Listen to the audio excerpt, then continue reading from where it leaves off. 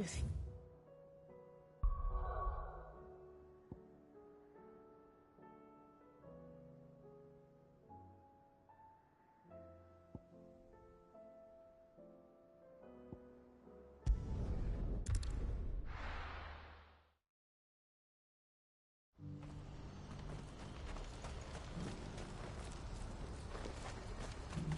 Do you see that too?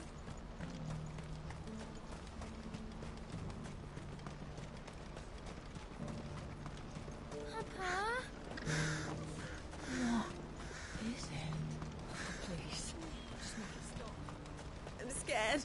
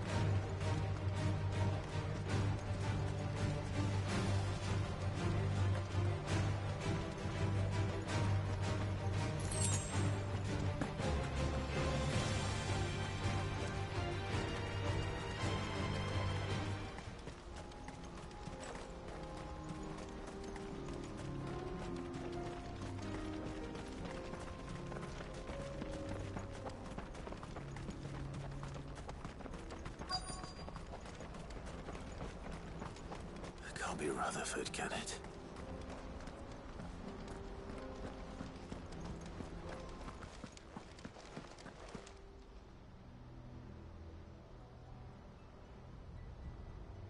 Turncoats and cowards, the lot of you! If it's a fight you want, it's a fight you shall have! Allow me. I don't need your... Please, Field Marshal, oblige him. This won't take long. You're right. It won't. Men, finish him.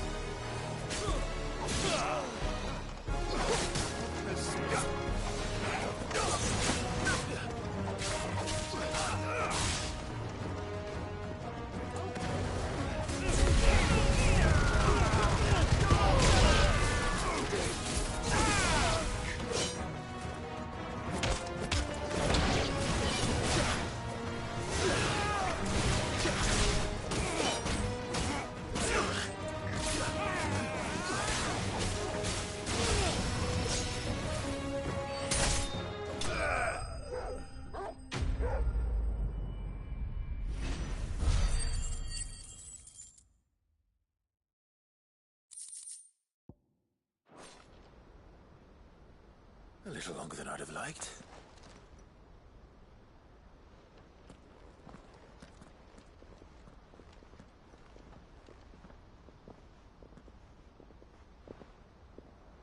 Field Marshal Havel, I presume. Are either of you injured? No, my lord. You arrived just as our escort turned on us. Fucking traitors. I'd heard reports of soldiers in the outlying regions abandoning the oaths they swore. But I hadn't thought the corruption had reached so close to the heart of the Republic. It's a fucking disgrace. Your interfering old bastard of an uncle tried to warn me, of course. My lord Marquis. Or is Sid the Outlaw more to your liking? Call me what you want. It doesn't change who I am, or the urgency of the message I bring.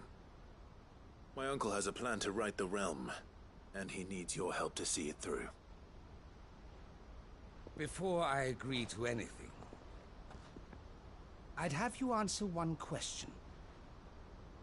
What do you stand to gain from all this? I won't deny that I might benefit from further chaos. But I seek a new beginning for all of us. And while the choices I've made may not always have been the right ones, I know I made them for the right reasons. For so long, so many of us have been told how we could live, how we could die, when it should have been our decision all along. Now we have a chance to put things right. But in order to take it, we must stand together. Even if it be beside those with whom we don't see eye to eye.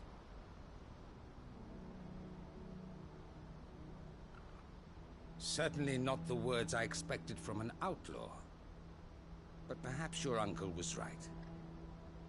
You are no ordinary outlaw. I'll never hear the end of this. All right. I'll start by ordering my most trusted guard to bring the Dhalmekian fringes under control. Next, I'll make contact with my counterparts in the Imperial Army and see if I can't convince them to try and restore order in their own territory. Thank you, Field Marshal. But they are not the only ones we will need to convince. What do you mean? I don't doubt that I can bully some sense into a few generals. But those they answer to require a different kind of persuasion. And when it comes to honeyed words, well, we will need an envoy. One who can court even the most stubborn of statesmen. You, perhaps. I'm flattered. But I'm no diplomat either. And I have other problems to attend to. What we need is a skilled arbitrator. And I may know just the person. Is that so? And would he happen to be an outlaw too? Of a different kind, perhaps. Well, beggars can't be choosers. I suppose we'll all have to find a little of the outlaw in ourselves if we're to make it through this. Very well. Send your man to me right away. I shall.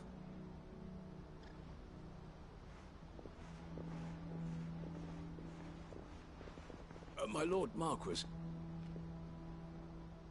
Your Lord Uncle bade me escort the Field Marshal to his manor in Port Isolde. And I will see that my associate joins you there. Very good, my lord.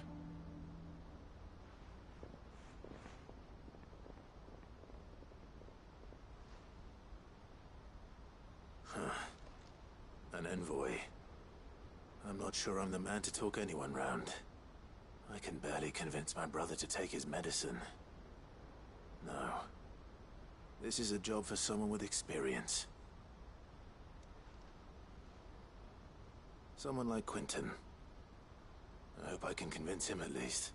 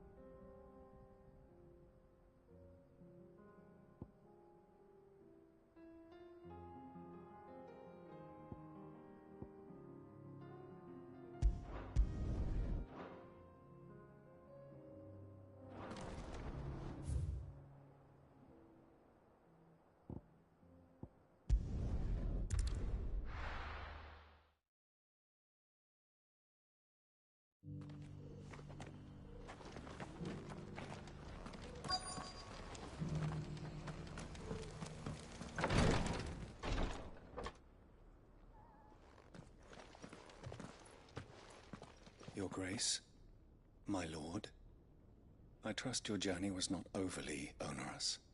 Cyril, you found a letter from Father? Yes, I have it here.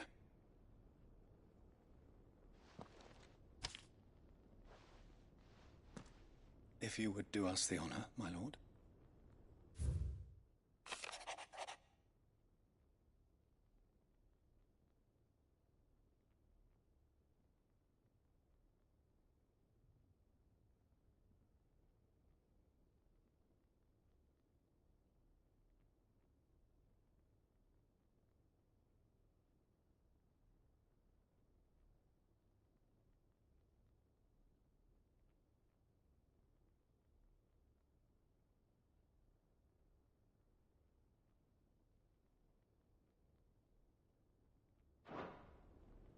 An inheritance.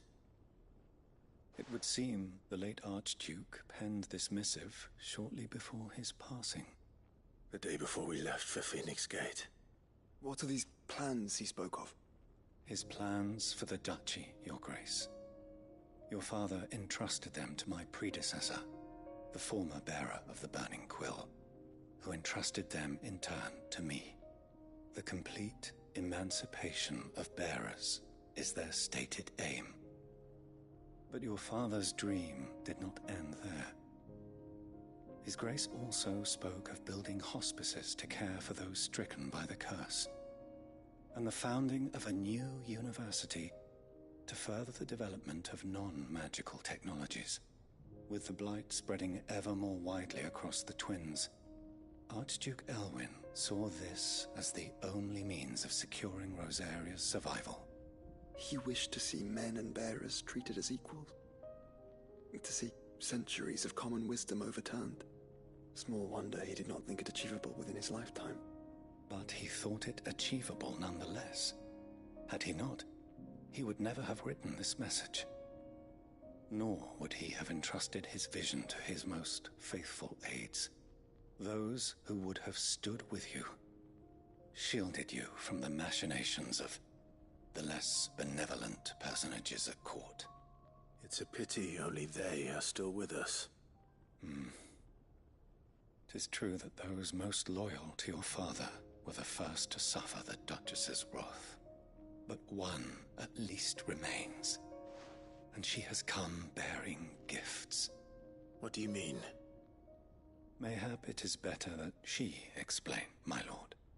After all, the duties entrusted to me by my predecessor extended only to recovering His Grace's will and arranging a meeting with the one who might execute it, or a part of it at least. And where is this woman?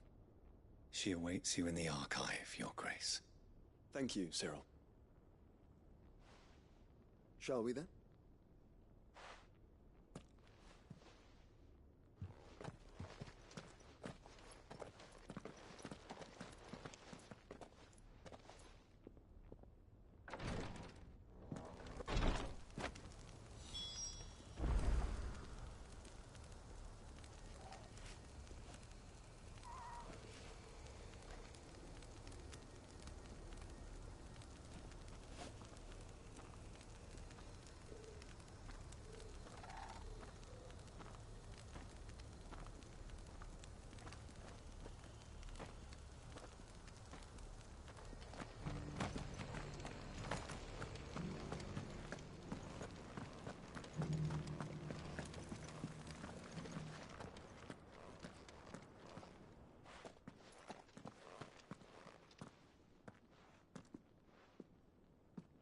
My lord, Your Grace.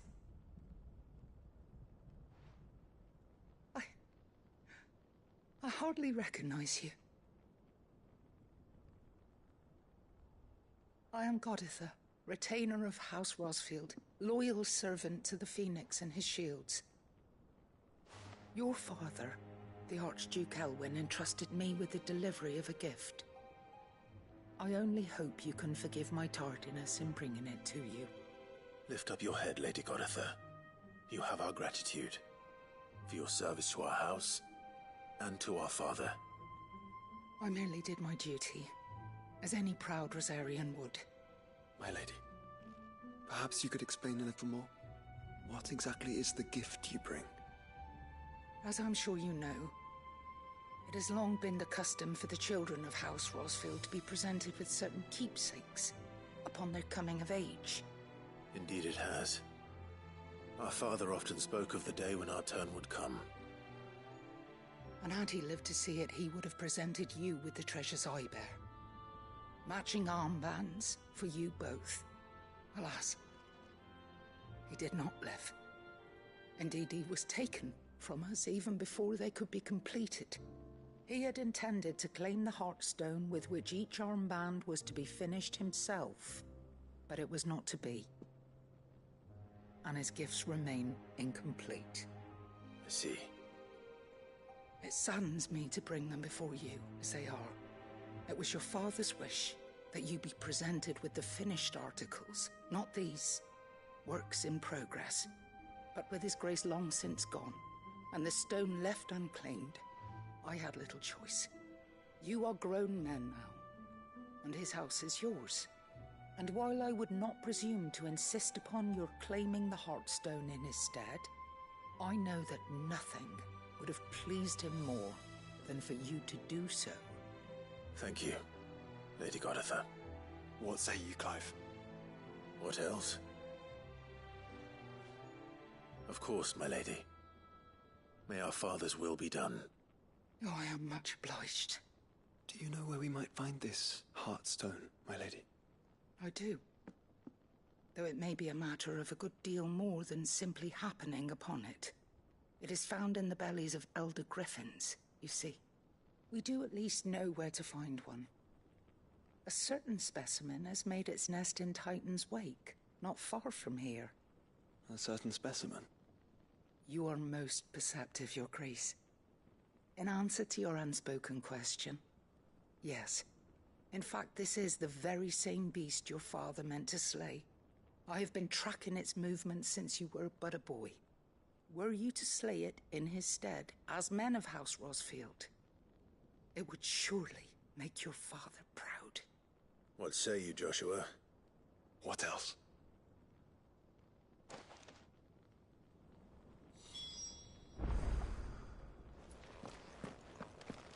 Titan's Wake is to the south of here. But we must not be hasty. The good lady has been disappointed once already.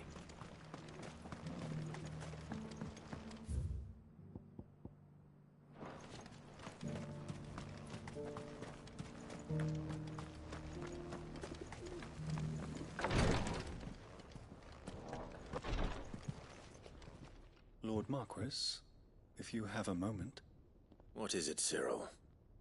One of our brethren lately journeyed across the strait in order to pursue a new avenue of inquiry in our ongoing investigation. He sent an owl some while ago, but we have heard naught from him since. Was he surveying another fallen ruin? No. The object of his study was a savior cult that has arisen in Ash in recent years. We believe it may have some connection to the Circle of Malleus, an ancient religion that worshipped Ultima as its god. By gaining an understanding of this new faith, we hoped to learn more of the Circle's original beliefs. And so you sent one of your brothers to Ash, a continent teeming with orcs and Akashic. Fully cognizant of the risks, yes. I entrusted the mission to one of the most able of our order, the Third Chair, a master of the arts of combat and survival both. Though he has been silent for some days now, I have thus far refrained from sending any others in search of him, lest they be lost in turn. Yet, it seemed only right to inform you of the situation, given your unique experience of the perils of Ash. For as you so earnestly advised me, it would not do to abandon a man to his fate, when he might yet be saved. It would not. But Ash is a big place. Can you be any more specific? Perhaps. The last owl I received from him mentioned a village where he had heard the cult were wont to assemble. Mickleburg was its name. It lies in the southern reaches of Waloed. If aught ill befell him, I expect it did so there. All right. I'll see what I can do. You are much too kind, my lord.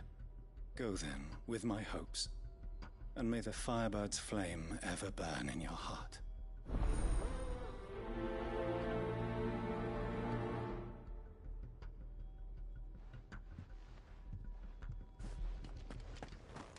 If this new faith really is an offshoot of the Circle of Malleus, then... Let's concentrate on finding the third chair first, shall we?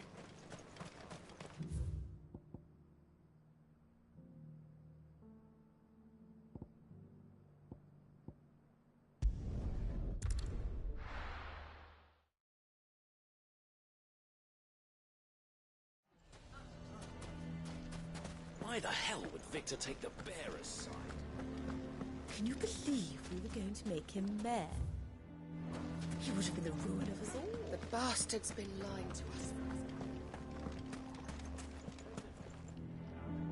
Here to help me pack? Thanks, but I'll be traveling light.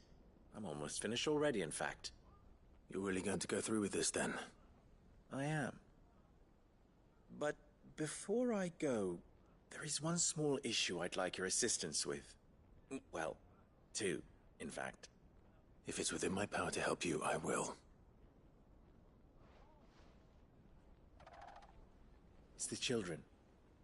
I refuse to let them share in my disgrace. And if I leave them here, they surely will. Our friendship would see them ostracized forever. But I can't take them with me either. I can think of only one place where they are certain to be safe and provided for and loved. The Hideaway. Of course. The children would be more than welcome. Thank you, Clive. I will not forget this. Lubor, are you still here? What is it, Ferda? You look pale. There's been a flood in the Velcroy, a damn big one. The League of Outlaws encampment was completely submerged in ether. What? Every last one of the bastards has turned. And they're headed this way. Bandits are one thing, but Akashic bandits are quite another. The town guard won't stand a chance against them. We need to evacuate. There's no time to lose. Ferda, gather the men. The Akashic may strike at any moment. We must make ready to cover the townspeople's escape. Well, what are you waiting for? Yes, my lord. Clive, change of plan. The children stay with me for now. I need you to find Conrad and Natalie. Tell them to prepare for a full and immediate evacuation. Understood. I'll do what I can to convince everyone else. Wish me luck.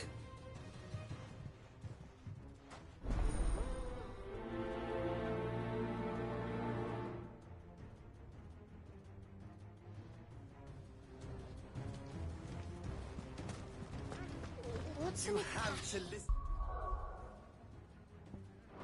to me. We're coming. To evacuate. I think we'd better shut up. What's Lubor raving about now?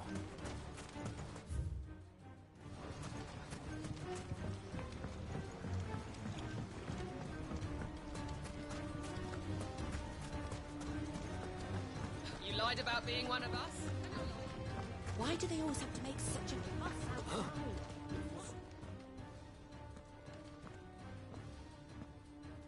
Ah, it's you. What do you want, Lord Underhill? To pass on an important message. There's been an ether flood out in the Velcroy. The camp where the so-called League of Outlaws were gathering has been swallowed. They're no longer just bandits. They're Akashic now, and they could be here at any moment. You need to begin preparing for a full-scale evacuation right away. Oh, do we? And who was it who gave you this disturbing news, might I ask? Lubor, perhaps? The man spreading the same poison out in the square as we speak. You may believe his lies, my lord, but we know better. But why would he lie about something like this? Some twisted attempt at revenge, perhaps? If he had not been unmasked, he may well have been elected our leader. A great honor for one of his kind. One he might well feel aggrieved at having been denied. Lord Underhill, forgive me, but it has become all too evident where your sympathies lie. Lubor cannot be trusted, and neither, therefore, can you. You may not trust me, but for the sake of your people, ask yourselves if there is any chance that this is true. There isn't. You can be certain of that. Now be off with you. You're making a mistake. Come, Clive. If our words will not move them, then we must find another way to help save the town. You're right. Let's speak to Lord Furder. Evacuate! Know your place. What's Lubor raving about now?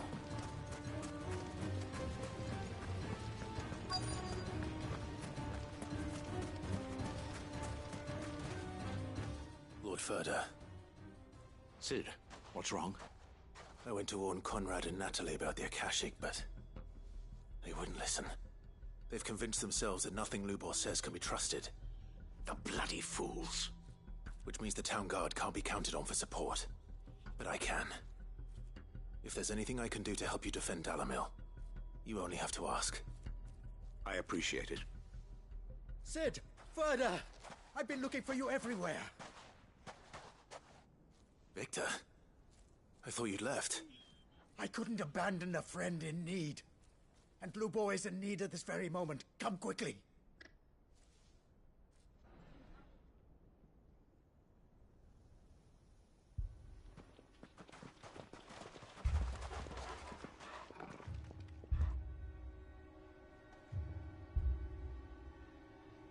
You have to believe me! The Akashic are coming!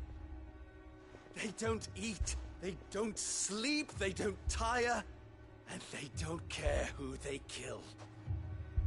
They're unlike anything that's come before. There won't be no parley, no mercy granted! We may have saved the town once, but this is different. I do not ask that you forgive me, but please believe me. If you do not run, you will die. You will all fucking die!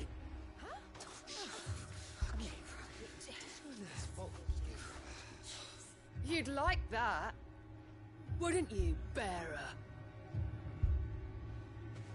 Yeah, with us out of the way, your kind will be free to claim Dalamil for yourselves. You should run! Run, bearer!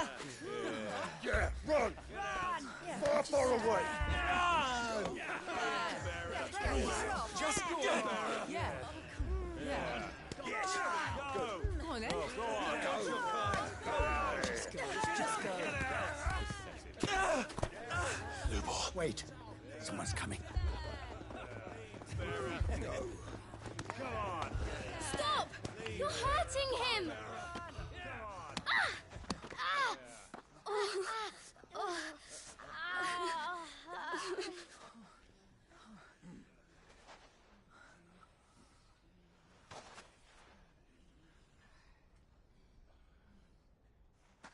What did Lubor ever do to you? He solves all your stupid problems, and he keeps all of you safe. You know there's nothing he wouldn't do for this town. Who was it who made that cleaver you use every day, Conrad?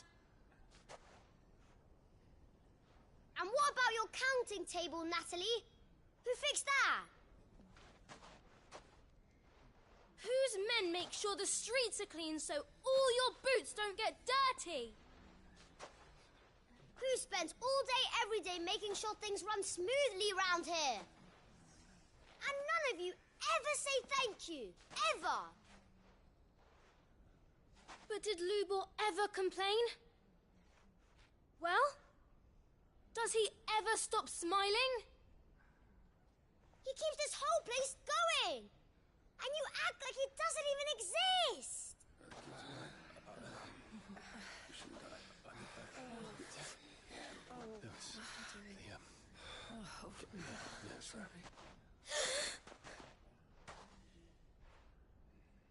Lubor, we've heard enough. Wait! We will not run. The town guard will not abandon the very place it is sworn to protect. And I will not give up for lost the stores that we labored so hard to fill.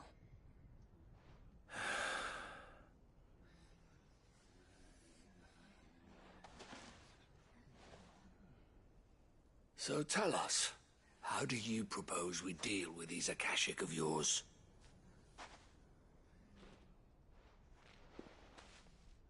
We won't run, but we will fight. All right, then.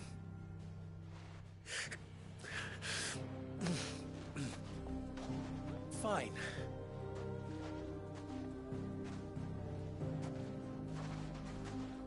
Gather round if you don't want to die.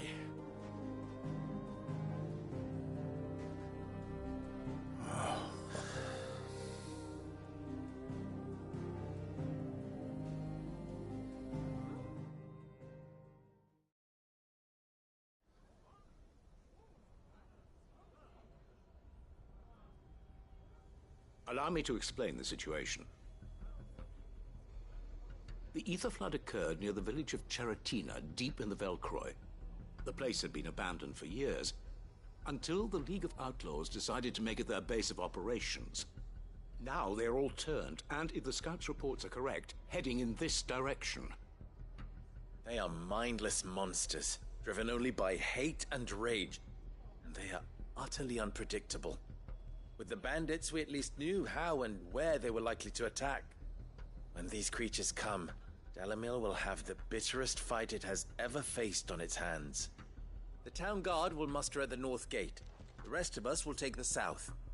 Both forces will provide men to serve as scouts and messengers, ready to spread word of the size and nature of the Akashic force as soon as it is spotted. And as soon as it has been, we will converge on its position and see that it is driven back from Dalamil at all costs. Conrad, can I count on the support of the town guard? Always. I leave the selection and coordination of the messengers in your hands, Victor. And the command of our men in yours, Ferda. If you would both be so kind. Consider it done. As you wish. Natalie, I would ask that you and your people have the townsfolk barricade themselves inside the bathhouse. And tell the merchant not to waste time securing anything beside the essentials. Preserving life is our one and only concern. As long as we survive, it doesn't matter what trinkets we might lose. Our riches can be regained. And if anyone doubts that, let it be known that the Briar's Kiss stands ready to cover any losses. Very well. I shall tell them. Where do I fit into this plan? Where else but the most perilous place of all? I would like you to travel to the home of our erstwhile League of Outlaws, Cheratina itself. The main host is most likely still there, and Dalamil will not be safe until it is eradicated, root and branch. A little gardening. How pleasant. I doubt it. I have a feeling these weeds will be particularly stubborn. Luckily, so am I. So you are. All right then, we all know what we have to do. Now it's simply a matter of doing it. For Dalamil.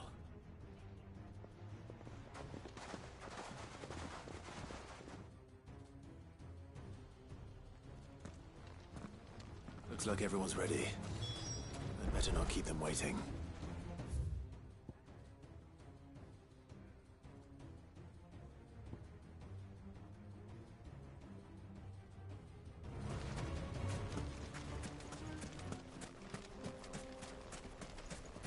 Good. That would be... Any man sighting an Akashic is to raise the alarm immediately.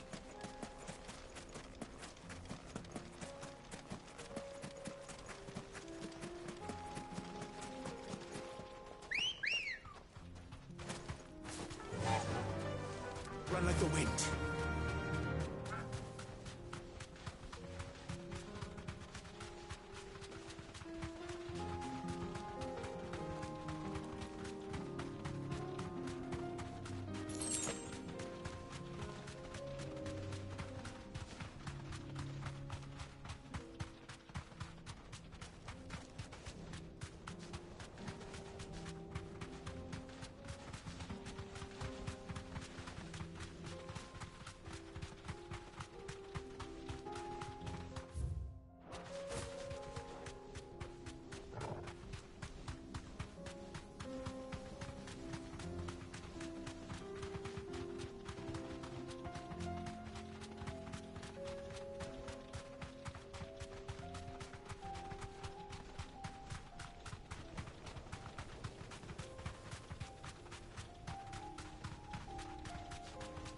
There it is.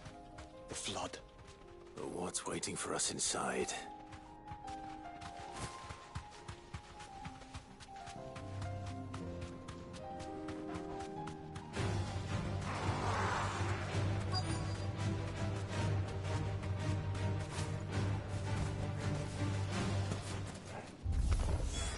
We can't leave a single one alive.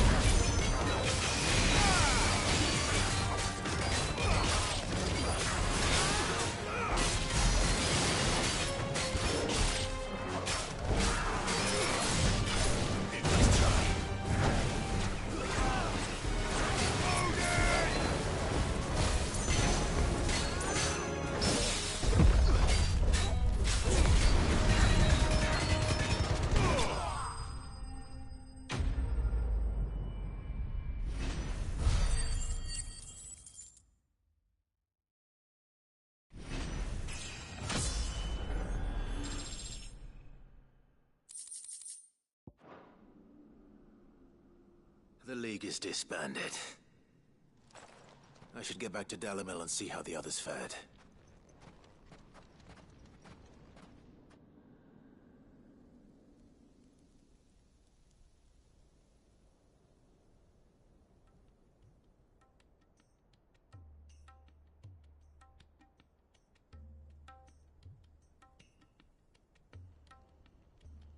All the Akashic we were able to find have been dealt with. Seems that might be the last of them. Last of them here, perhaps. Lubor, Clive has returned. Clive! What news from Charatina? It's done. Root and branch. I knew you wouldn't let me down. Thank you, my lord. Friends, the Horde has been driven back. The Akashic have been defeated. And we need not fear the arrival of any more, thanks to Clive. Victory is ours. We bloody did it! We saved Dalamil. Lubor, allow me to apologize. After all you have done for this town, we should never have doubted you. But we did. And for that we are truly sorry. We only hope that you can forgive us. We need you, Lubor. Dalamil needs you. So, if you would still like to be considered for the position of mayor, you have our backing. You do remember that I'm a bearer, don't you? We do. But that is not a stain on your character. It is a stain on ours.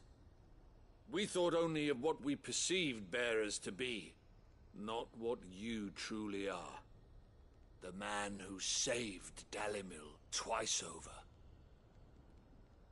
I see. But I will only accept your proposal on 2 conditions. Name them. Firstly, that you will both do everything in your power to rally your people to my cause. If the Town Guard and the Merchants League do not accept my leadership, it will be doomed from the start. Unity is the key to defending Dalamil, and I do not doubt that we shall need to call on our combined strength again. When that time comes, I will expect us all to pull together, just as we did today. Of course. You have our word. And secondly, you will accept that if I am to lead you, the mistreatment of bearers must end here in Dalamil.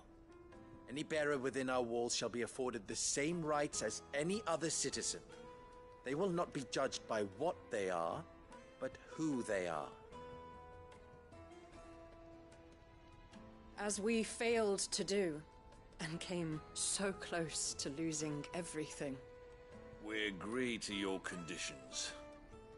And we have only one in return. That you continue to work for the good of Dalamil, as you always have.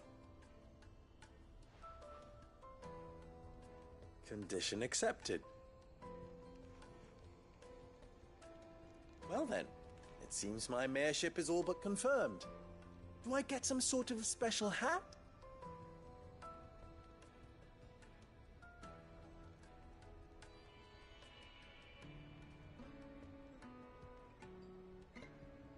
How fickle fate can be. Not so long ago, I had resigned myself to leaving Dalamil in disgrace. And now, I find myself her leader. Here. For everything.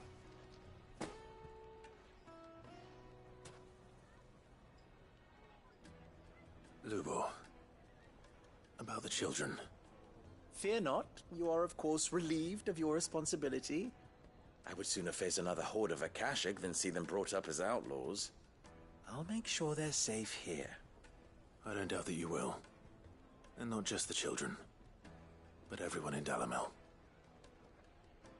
I'll do my best. Can't have all your hard work going to waste.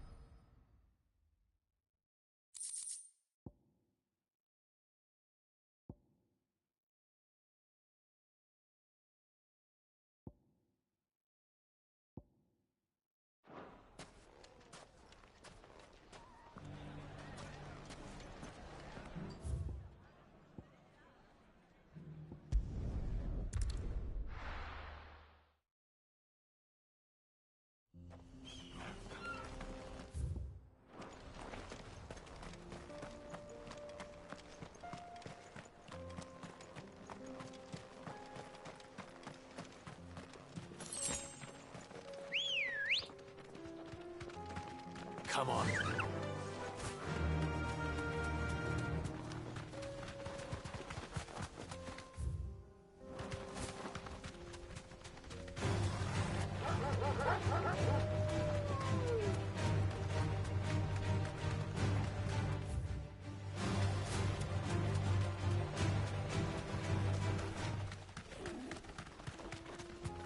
Here we are again.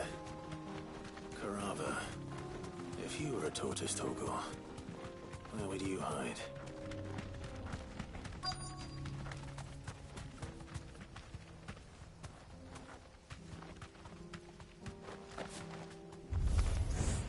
It looks like we found him.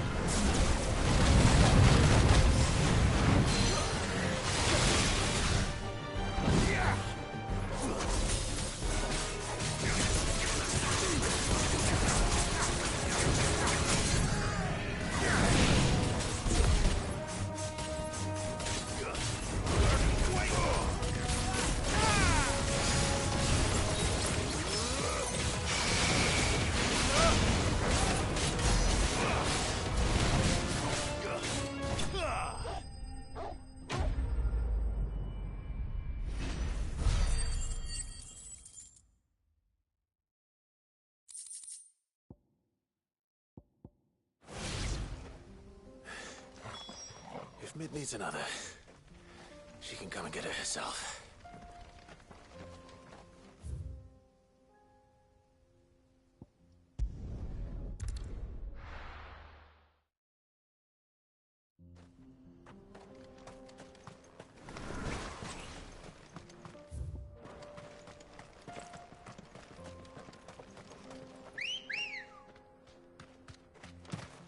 Come on. Eyes peeled, Joshua.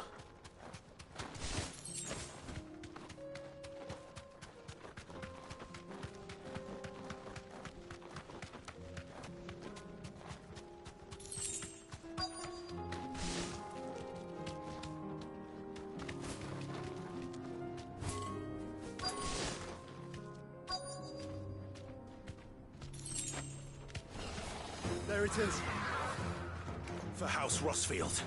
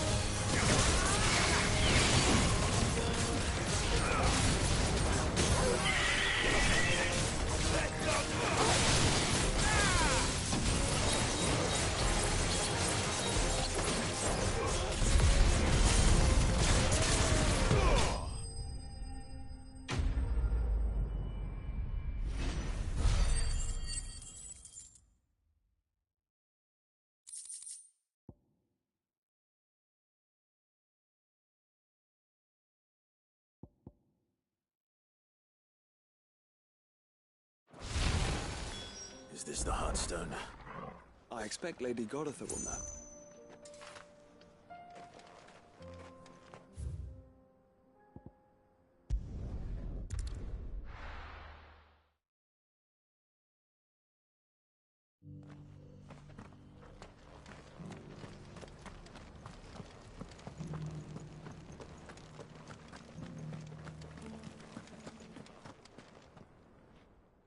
Thank the Founder you were safe. The Griffin is slain then? And the Heartstone claimed.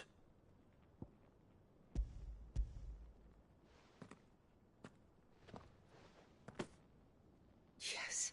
This radiant luster, like frozen flame. It is just as your father described it. Thank you, my lord. Your grace. Your father would be so proud.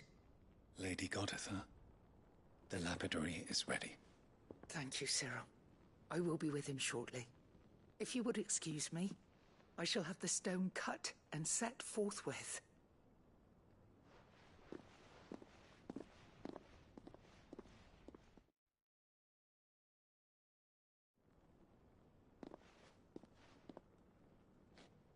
The armbands are complete.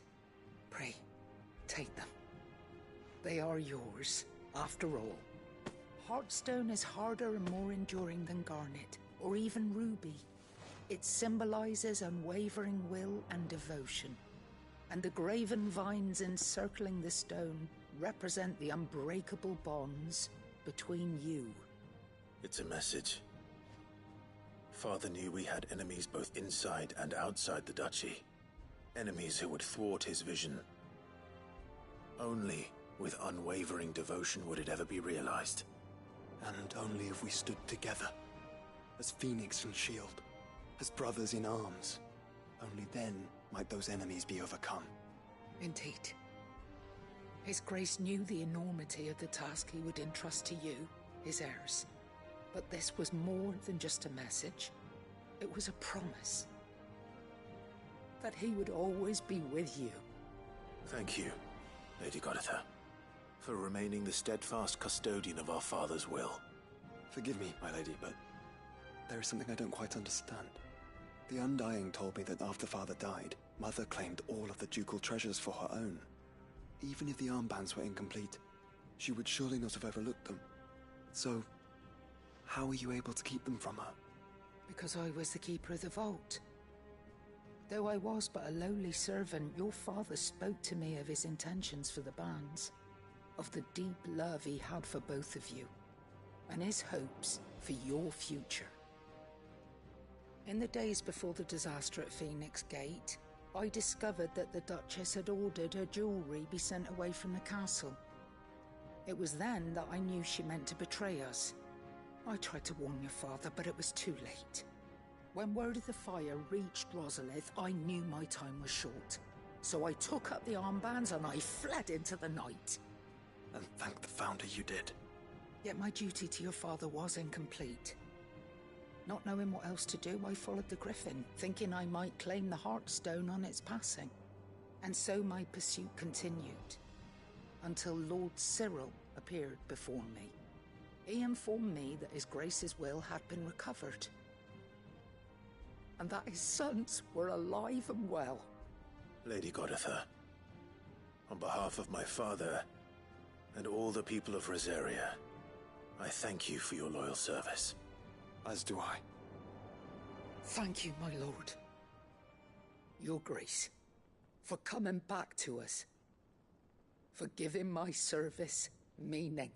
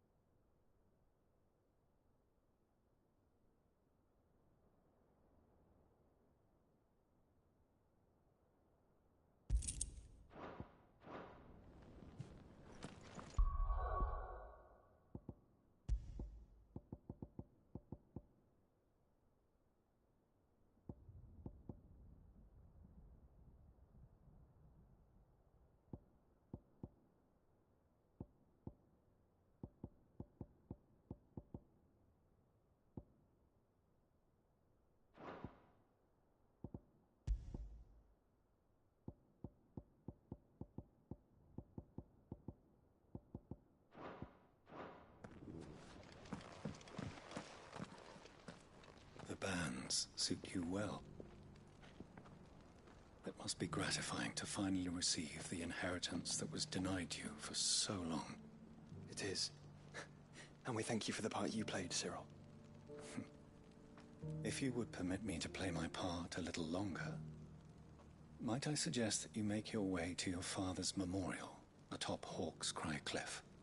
Let him see that you have received his blessing, and that his vision lives on in you. I suppose it would be churlish not to. What do you say, Clive? Should we pay Father a visit? I think we should. I was hoping to be able to offer him my thanks before we left for Origin. Your father's helm is enshrined there. It has been since the day we recovered it from Phoenix Gate.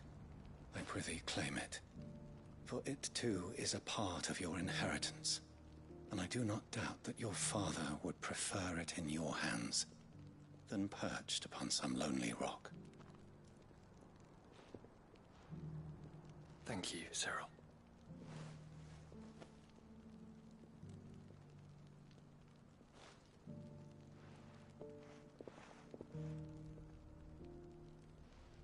Come on, Clive. He's waiting.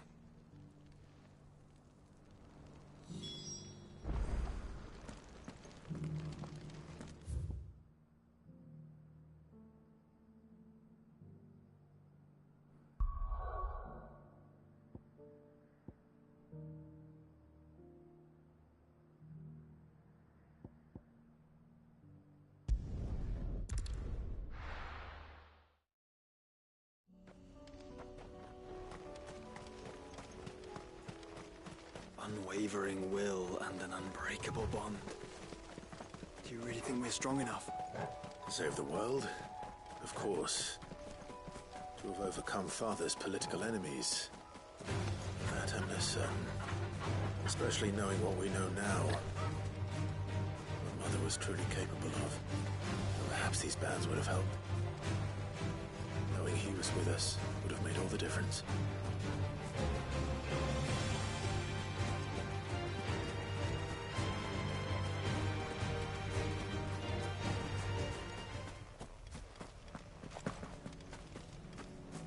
It's just back there.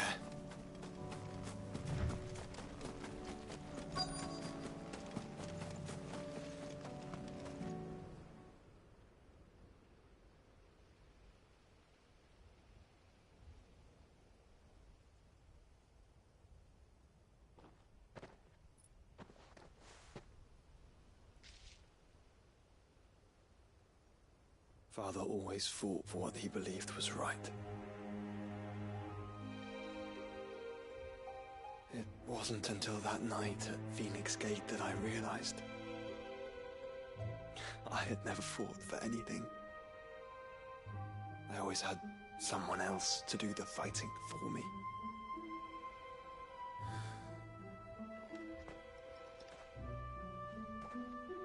No matter how fate conspired against him, he never lost heart, never looked back, never stopped fighting.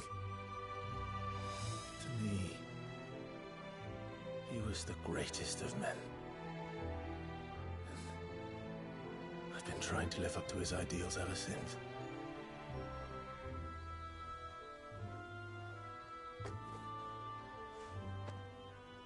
We all have, Clive. We all have. And we'll keep trying. Because that's what he would have wanted. What he would have done himself. Even if it meant standing against the very gods in the heavens.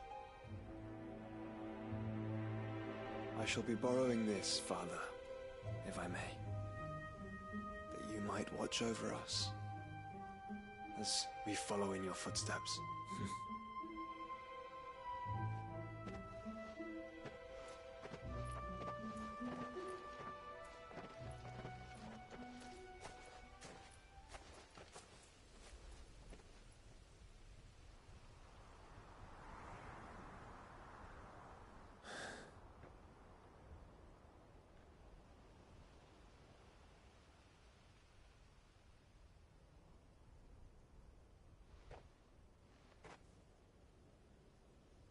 won't lay you down.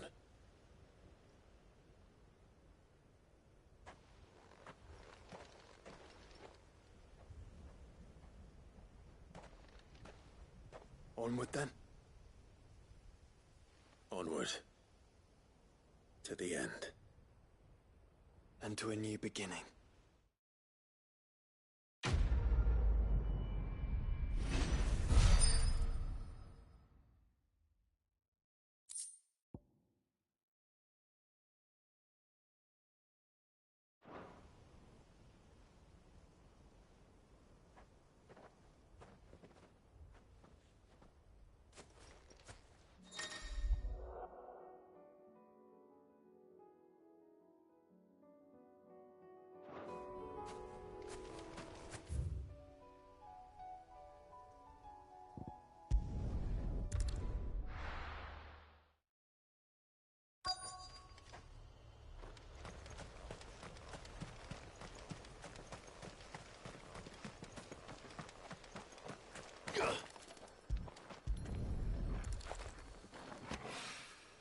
It's well. After what happened here, it's a miracle there was any left at all.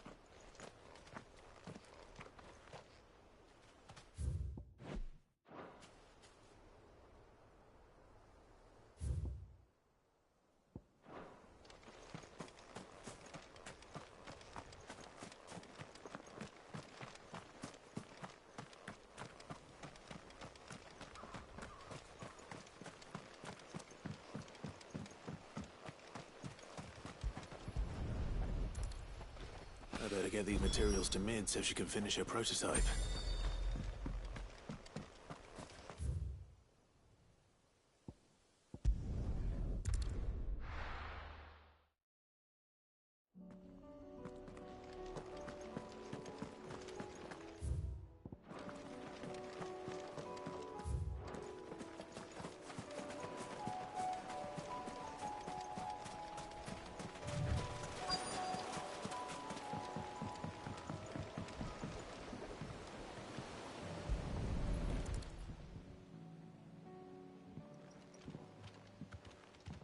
It's still here. After all these years. A lot smaller than I remember. And you're a lot bigger. You might have to swim, boy.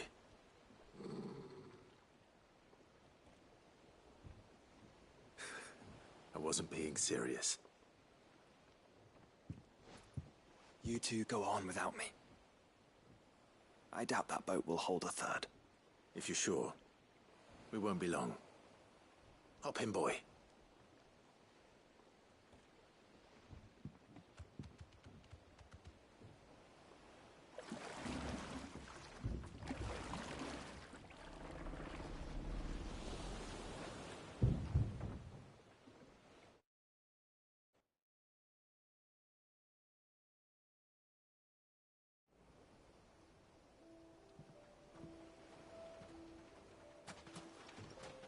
This place hasn't changed at all.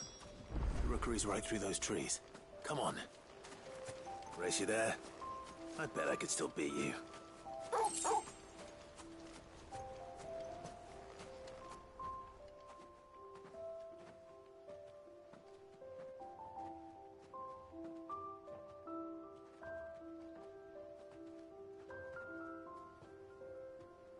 Here we are. This was our hideaway. Wasn't it, Torgal?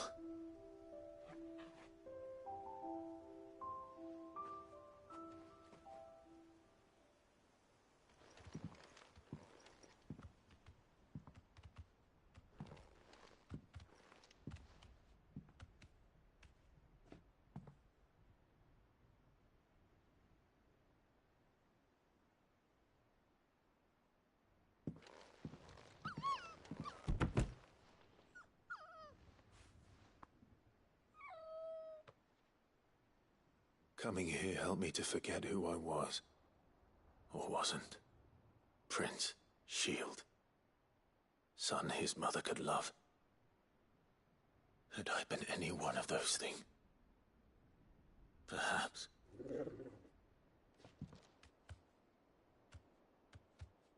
What is it, boy?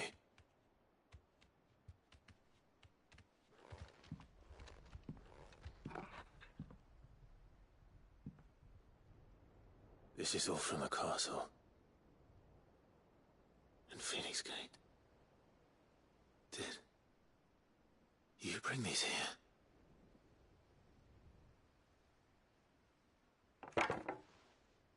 My sparring sword.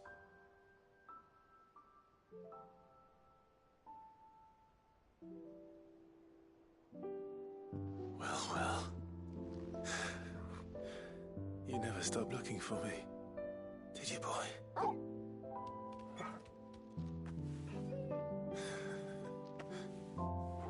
Thank you, Torgal, for never giving up, for never forgetting.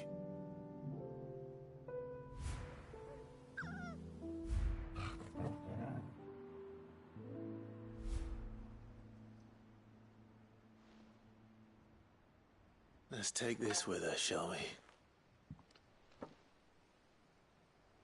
So I don't forget either.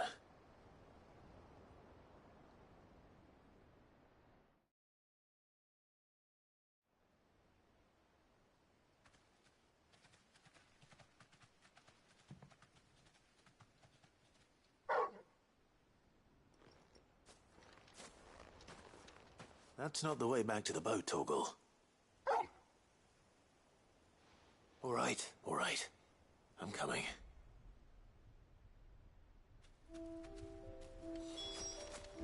I think I know where we're going.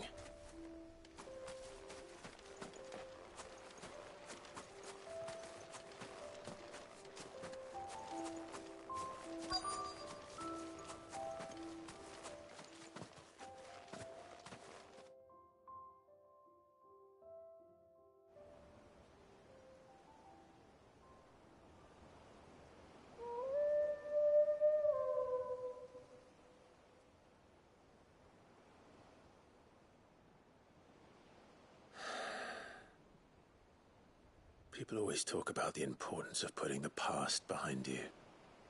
But without it, we wouldn't be who we are today. And we certainly couldn't steer our way to a better tomorrow. Come on, Torgal. Let's go home.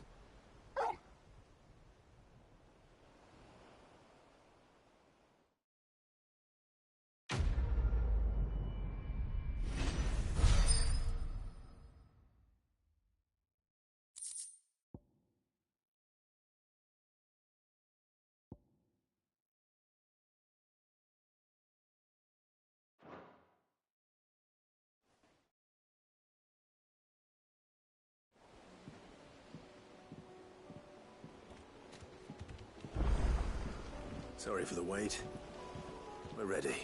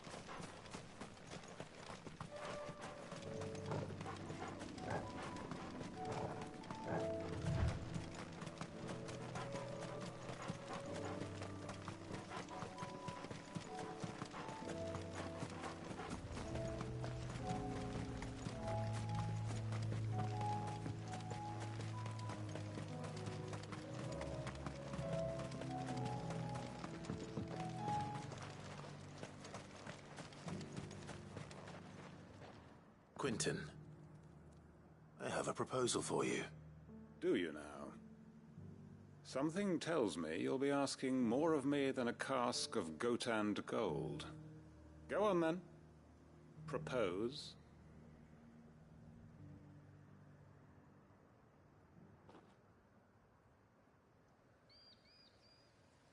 You'd have me convince the chiefs and chamberlains of the realm that they should simply swallow their pride and do the one thing that has proved impossible for thousands of years.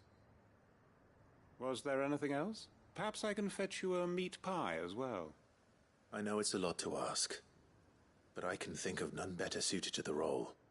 And you'd have me give up what little I have left to do it. I told you, Clive. The people of Lostwing are my family, and I cannot abandon them. You'll have to find someone else. I'm sorry to hear that. So am I. And why might that be? What he's asking. How's it any different to what you've done so far? They want you to speak for those who can't speak for themselves. That's what you do best. If it's the vineyard you're worried about, we'll see that the grapes are picked and the tons filled. You know we will. It's not that. Then what is it? You said yourself we're family. Don't you trust us? You know that's not what I'm... Then what are you saying? That only we are worth saving? Why turn your back on everyone else? You convinced us we could build new lives for ourselves, and if you can do that, who's to say you couldn't convince the entire realm? A stirring argument. I fear that any rejoinder I make might fall somewhat flat by comparison. So you'll join us? Where do you need me? Field Marshal Havel will want to speak with you in person. He's currently in Port Isolde. I can arrange for a party of Cursebreakers to accompany you there. That would be very much appreciated. I hear the roads are far from safe these days. Hopefully not for long. My uncle will want to know that his plan is taking shape.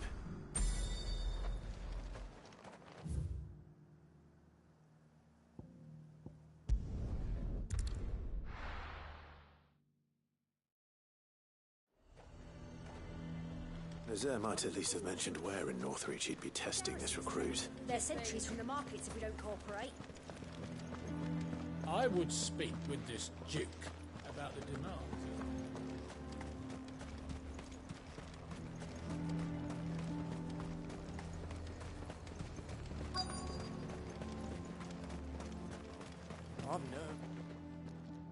Well met, Sid.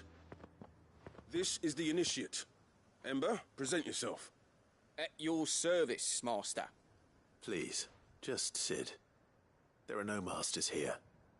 Your life is your own. Oh, of course. Thank you, Sid. The Sergeant says you'll be evaluating me at my trial.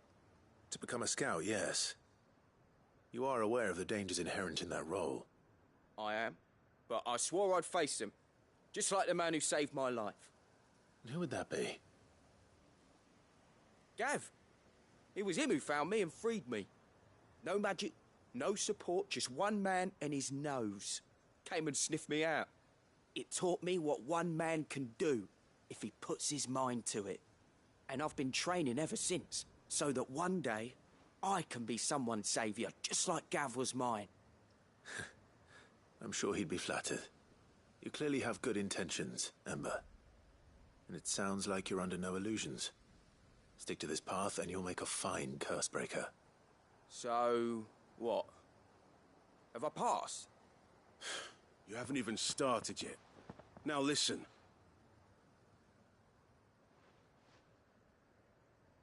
Not far from here is an Imperial lookout, Eastwatch. The guards there record all their sightings in a logbook. You are to find it and bring it here. And bring it here, right. Anything else? No. Sneaking into a heavily guarded Imperial outpost and stealing the logbook would be quite sufficient. You'll need to assess the situation, determine a point of entry, create a distraction and effect an escape, all without being discovered and thrown into an Imperial oubliette. Ember, Gav isn't our best scout because he can do everything. It's essential that you know your limits. Know my limits, right. I won't let you down.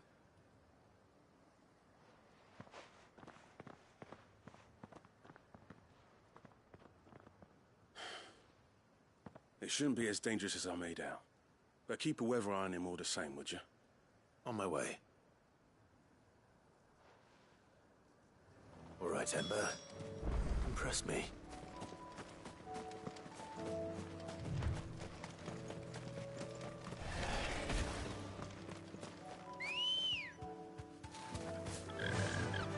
Faster!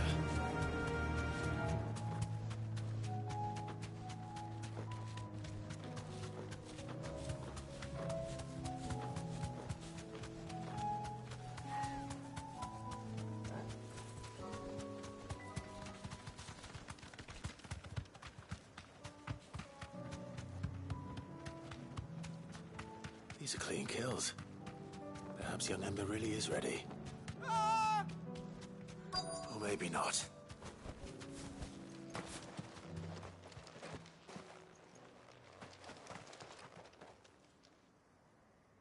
Damn it. Ember, draw your sword! I can't! Then run!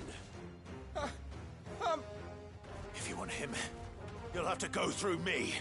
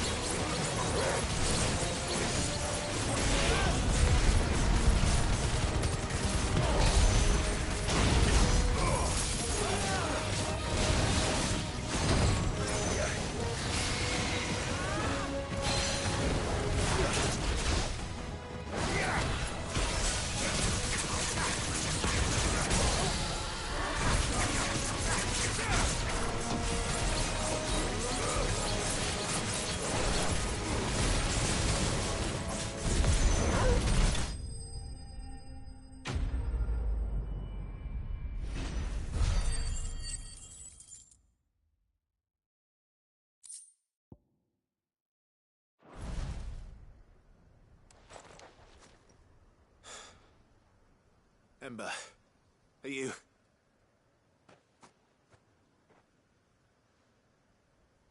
Gone. Of course. Scouts really are a rare breed. Back to Northreach it is then.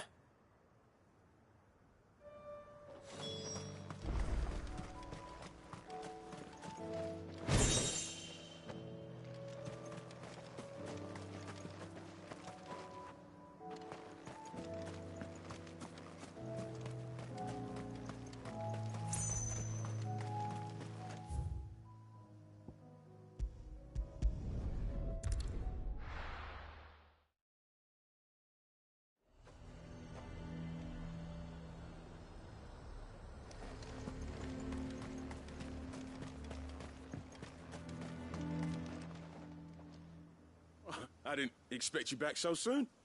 Where is Ember? How did he fare? I thought I'd find him with you. He must have fled.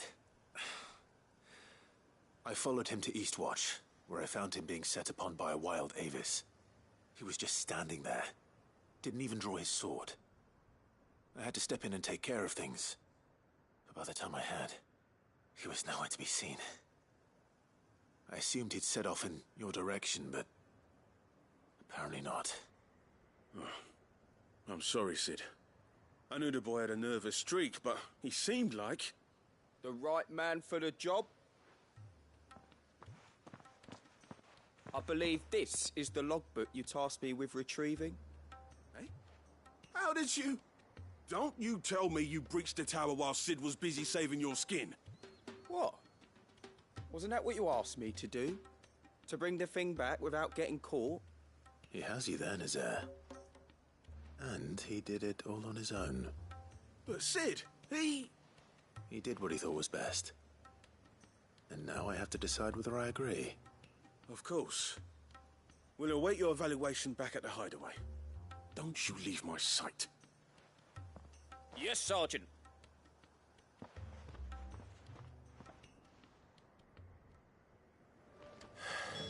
This won't be an easy decision. A fortress? The garrison is threatening to pull their sentries from the markets if we don't cooperate.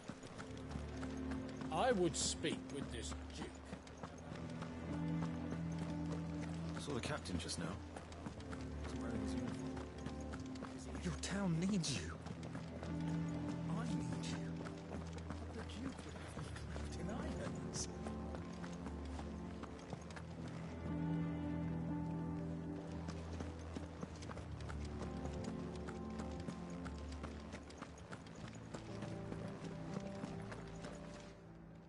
Do you have a moment, Clive? What is it? It's the Duke, unsurprisingly. His Eminence has assumed full control of the garrison and put every able-bodied man to work on the fortifications.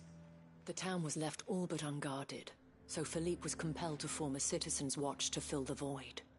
And though my dear boys have been characteristically willing to assist him in this, they want for bodies. So I was wondering if you would lend them your strength, that the people of Northreach might sleep easier, if only for a few nights. Of course. Whatever you need. Thank you, Clive. What would I do without you? Philippe told me he had men stationed at... Where can I find the mistress of this establishment? Here, my lady. To whom do I have the pleasure of speaking?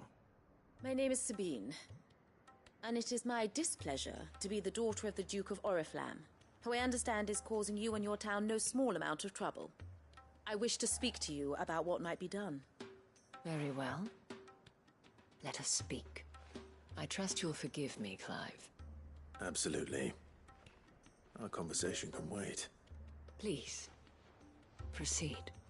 As you know, my father is a most overbearing and supercilious man, and I join you in objecting to his every action. Indeed, I owe you my thanks for continuing to argue against his reckless plans. Yet I fear he is not one to be swayed by reason. No. He must be made to face the consequences of his actions. And who would make him do this? I would. Myself and several other like-minded individuals. Were you to join us, we would surely have the strength to drive him from Northreach for good. Does that not seem a trifle... drastic? Drastic action is precisely what is called for. Unless you are content to see your people downtrodden and dispossessed. My father would have it that citizens exist only to serve the Empire. That they should be forced to make every sacrifice to ensure her revival. But he is wrong. It is not the people who must serve the Empire, but the Empire who must serve her people. He's always been like this. Scornful of the opinions of anyone he judged beneath him. But he cannot be allowed to ride roughshod over the common folk any longer. We must fight him, by all possible means. Fight him? No. My purpose is to quell the tension in Northreach, not to stoke it. Respectfully, my lady. Our only chance of saving this town depends upon every one of us uniting against our common enemy. Your father and his followers included. While I understand your frustrations, I cling to the hope that he may yet be won round. False hope, I assure you. But I see that your mind is made up. I shall bother you no longer. If you will extend me the same courtesy, I bid you good day. She certainly has spirit. Indeed.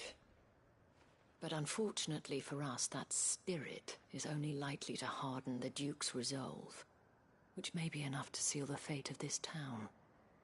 Not that she cares. This is all about her and her father. Families. I'm sorry, where were we? Ah, yes. I was about to tell you of Philippe's plans for the town watch, but perhaps it's better that you heard them from him.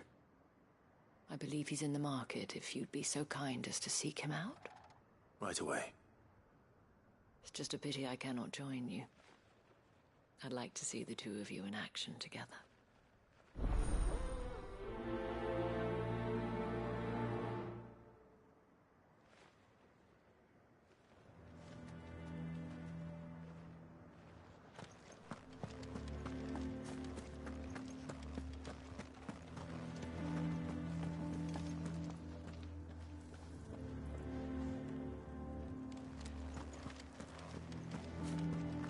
Your town needs you.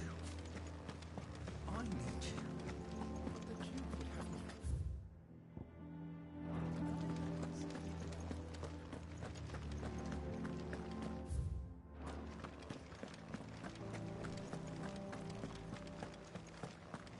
What does the dame have to say about all this, I wonder? So you are content to abandon... Please, I beseech you. If you are a true son of Northreach, you must fight to defend your home. That's exactly what I am doing, milady. Or trying to, at least. The land is crawling with fiends, and someone has to keep watch. Even when our true enemy is hiding in the garrison? Fine. You're not the only able-bodied man in Northreach. Thank you so much for your help.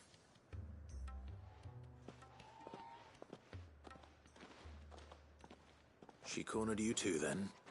Could hardly get a word in edgeways. Like father, like daughter, eh?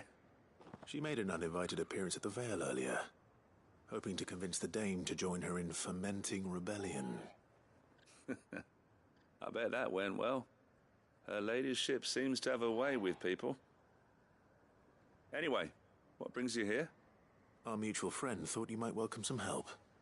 Oh, she did she? Right as always. In fact, you're just the man. We've had some reports, you see. Sightings of, you know what. They're back. Seems that way. All over, too. We haven't been able to confirm anything yet, but if you're willing, you could go and see what's what. Right. Where should I look? You know Grieger's Weep? One of the sightings places them somewhere on its shores. I'm on my way. Thank you, Clive. I'll look into one of the other sightings. Let's rendezvous back here later.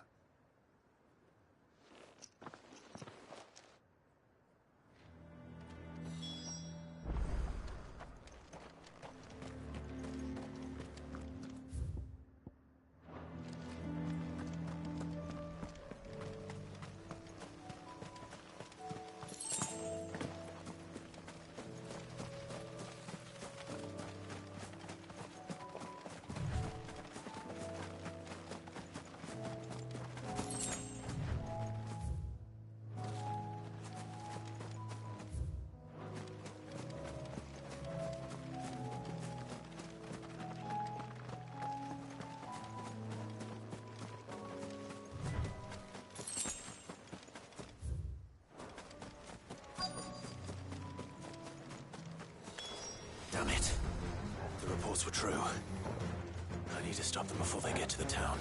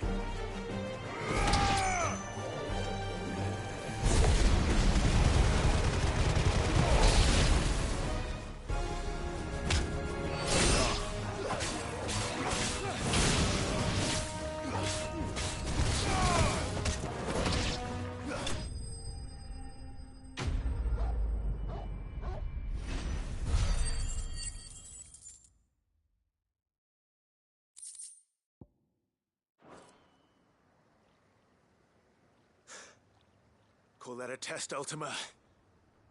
Clive, it's me. Are you all right? I am. But it seems the reports were true. The thralls have returned. I dispatched the few that I found, though. Well, that's something, I suppose. But what were they doing south of town? They all came from the north last time. We might be able to fend off an attack from one side or the other, but from both? Do you have eyes in the north? Some. I should probably go and have a look, though, just to be sure. You head back to Northreach. I want you there just in case war breaks out while I'm away. What do you mean? Her ladyship's been busy working her magic on the townspeople, stirring up ill feeling towards her father. She'll have her marching on the barracks if we're not careful. What? This is exactly what the Dane was afraid of. I'll do what I can to calm things down. Be careful out there, all right? Don't worry, I'm not like you. One sniff of those things and I'm running back to town screaming blue murder.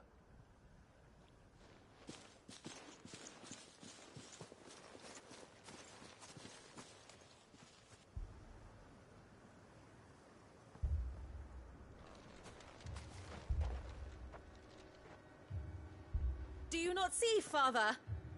The people of Northreach have given enough, and only a fool would ask for more. Listen to me, Sabine. Where would our people be without their country, hmm? The Empire is their sword and their shield. It is she that ensures they can live without fear. And now she teeters on the brink. Without their sword, how will the people fight? Without their shield, how will they protect their kin? Can the unarmed stand against the advancing hordes? No. But there is yet hope. A new shield, a new sword. A new empire. We can rebuild Sandbreck, just as Great Grieger wills it. Perhaps we could, Father. But we don't want to. Not if it is built on the broken backs of the people. Please, let us not quarrel in the street. You must see that no good will come of this. Our fight is not with each other, but with the threat that draws ever closer to our gates. A threat that your sword has yet to rid us of, Your Eminence. You will hold your tongue, whore! You may have filled my daughter's head with your heresy, but I will not be corrupted. Corrupted? Your daughter's opinions are her own, as you would know if you had ever deigned to listen to her. At least I hope they are your opinions, and not posturing born of a family feud. Northreach deserves better than that. Northreach deserves better than you, Carla. Yes, I know who you are. The slut of Twinside who bedded a Branded.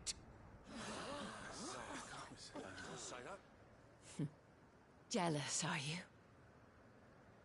That a woman might choose a bearer over a pious man of Grieger. Clive! I met a swarm of thralls coming south from Oriflamme. Hundreds of them. Too many to count. Oh, fuck. No. Work on the fortifications has scarcely begun. We will retreat to Caer Norvent and there make our stand. Did you hear me? That was an order! While this is but a heartfelt plea, let us make our stand here and protect our homes. Protect those that we love. Together, for Northreach!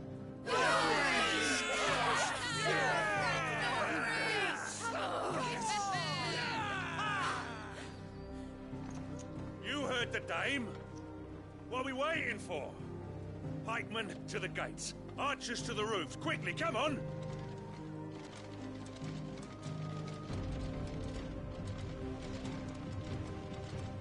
But she is but a common... whore, yes. And we'd follow her to the gates of hell.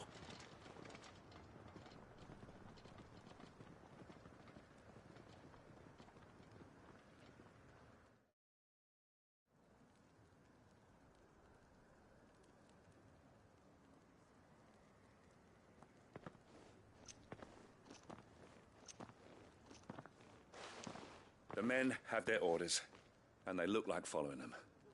I got them spaced out at regular intervals. Whichever direction the thralls strike from, there'll be someone there to meet them. Thank you, Philippe. Rest assured the people will play their part. The herbalist has donated her stock of medicines to me. Should any of your men be injured, take them to the Vale. We'll see to them there. Thank you, milady. I will. I'll play my part too. You still want for numbers. Unlike the enemy. I only hope I can go some way to evening the odds. Philippe, can I leave the south in your hands? I doubt the thralls by the lake were the last of their number. Of course. I'll lead a party down that way so we don't get taken by surprise. What about you? I'll make my way up the road to Oriflamme. I've fought a few of these things. And while I can't promise to hold them all back, I should be able to thin the herd. All right. But take care. Thank you. Both of you. You can thank us when it's over. Till then, madame.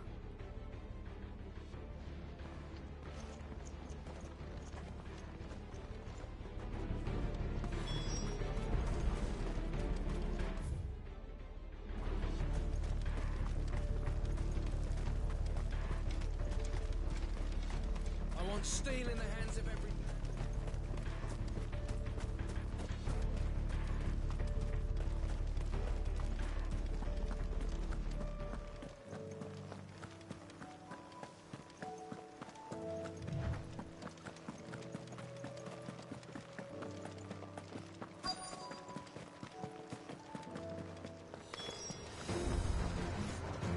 There are so many of them. Not for long.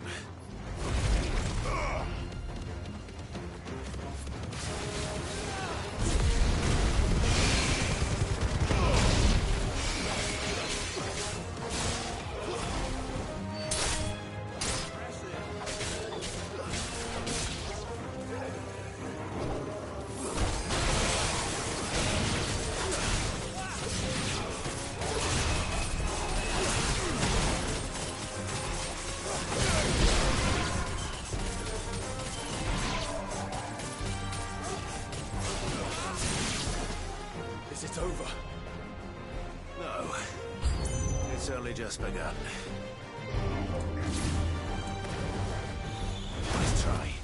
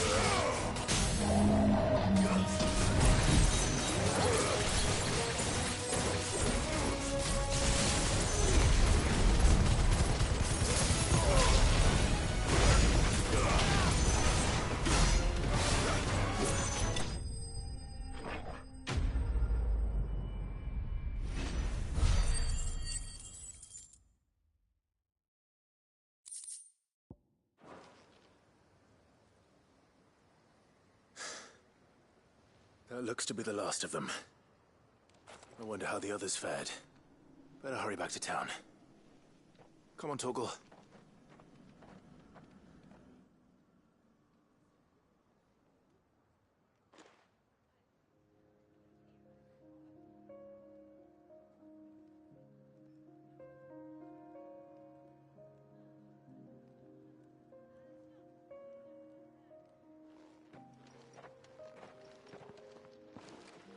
Clive, it's good to see you. And you. The road to Oriflamme is clear. How did you and your men fare? Well, we ended up fighting for our lives down by the lake. Took a few nicks, but nothing the girls of the Vale can't put right. Glad to hear it. Well, it seems we've survived. For the time being, at least. I thank you both for answering the call. You were right. And I was wrong. About everything. I had thought that the only way to unite the people was under the banner of Empire. That without a strong hand to guide them, they would drift apart. To be borne hither and yon by the eddying currents of fate. But you brought them together. Not by force, nor by the exercise of goddess-given authority, but by simply being one of them. By knowing what they feel, because you feel it yourself. Our purpose was ever the same, Your Eminence. You were merely distracted by a loftier vision of empire and glory, while our eyes beheld matters closer to home. You have the right of it again. As did you, Sabine. His Radiance said it himself. Sanbreque is naught without her citizens. I forgot that, and I am sorry. I'm sorry too, Father. I should never have taken things so far. I only wanted you to understand how the people felt. How I felt. But my anger got the better of me. Do not blame yourself, my dear. This was my doing. I should have listened to you. To all of you. Your Eminence, your Ladyship, I do not doubt that you came here with the best of intentions. But I believe the same could be said of us all. We all want safety, security, prosperity. Not just for Northreach, but for the entire realm. And we may yet achieve it. If only we work together. Will you join us in this? Yes. We shall. Thank you, Your Eminence. Now that that is settled, I must go and see to the wounded. The Vale's doors are always open to any soldier in need of relief. And today there are more than ever before.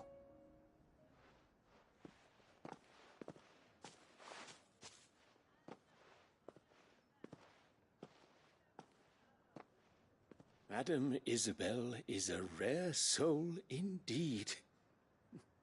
In these dark times, I see that it is not men like me who should lead the realm, but women like her. You're right. If only I'd listened to her when I had the chance. Forgive me for saying so, milady, but you still do. The Dame said it herself. We can turn things around. We just have to work together. And that goes for you, too. You're one of us now. One of you? Well said, Captain. Let this be a new beginning. Not only for Sanbreque, but for us.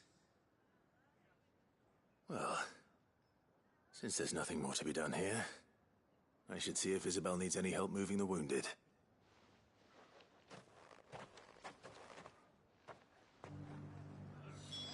Can we get you anything?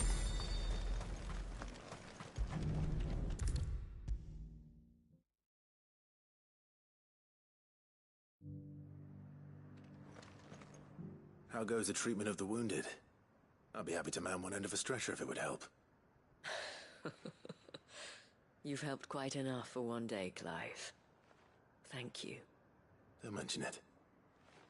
Oh, but I must. After all you've done for this town, it is the very least you deserve. Tell me, if Northreach had fallen, what would you have done? A woman of your means could find a home anywhere in the realm, but I sense you would rather have died here. It's a long story. For you, madame, I have all the time in the world.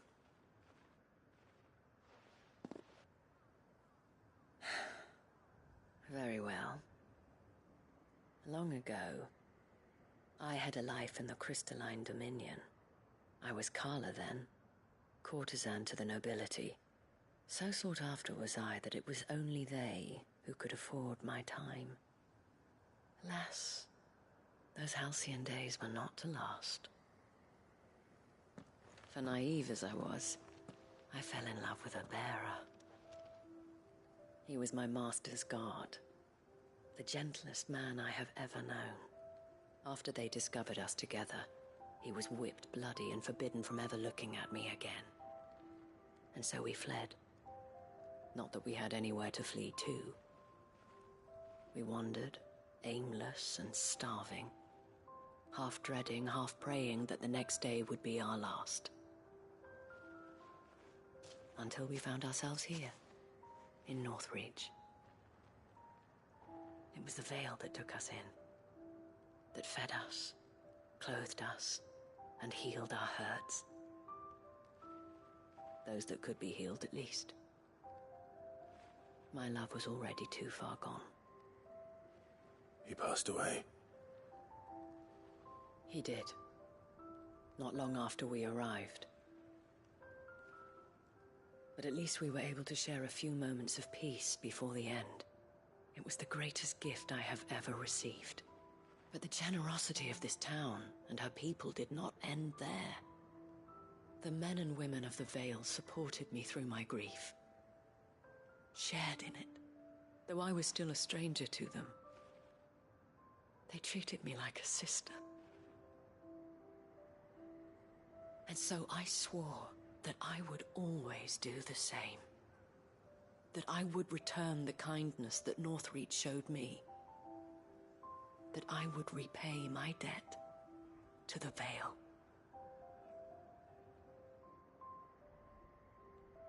Thank you, Isabel, for sharing this with me.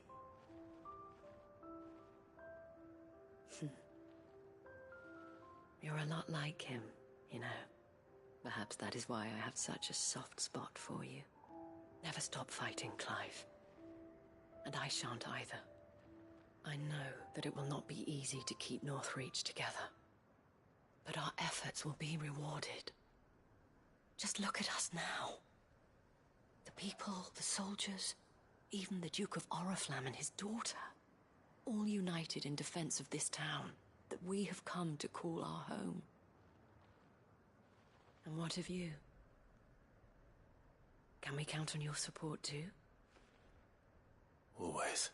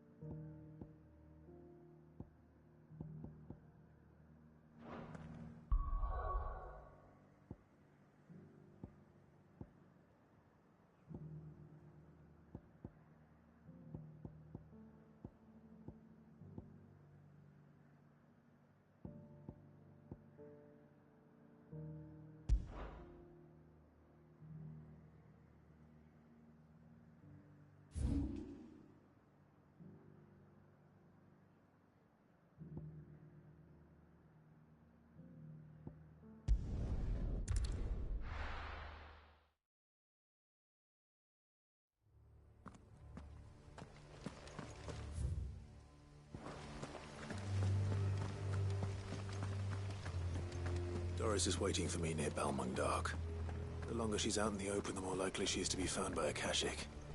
I need to hurry.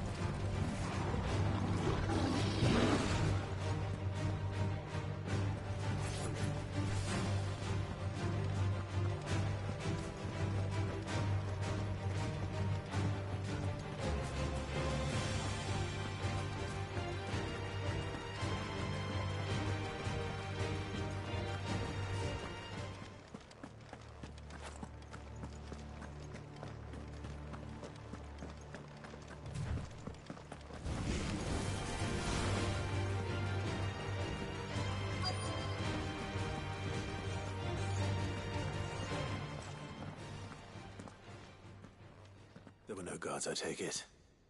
None manning the gates, no. It's a different story inside, though. The corridors are crawling with Akashic. Most likely guards left behind when the Wardens ran. If Chadwick was being held here, I worry that he may already be. Don't give up hope just yet, but let's move quickly. Let me check the ground floor. The ether stick is there. Then I'll search the upper level. Good luck, Sid. Stay safe.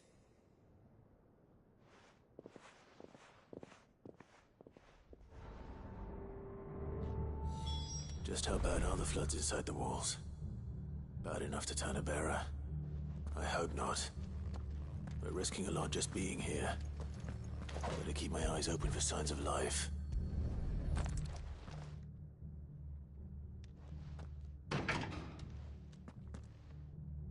Locked up tight.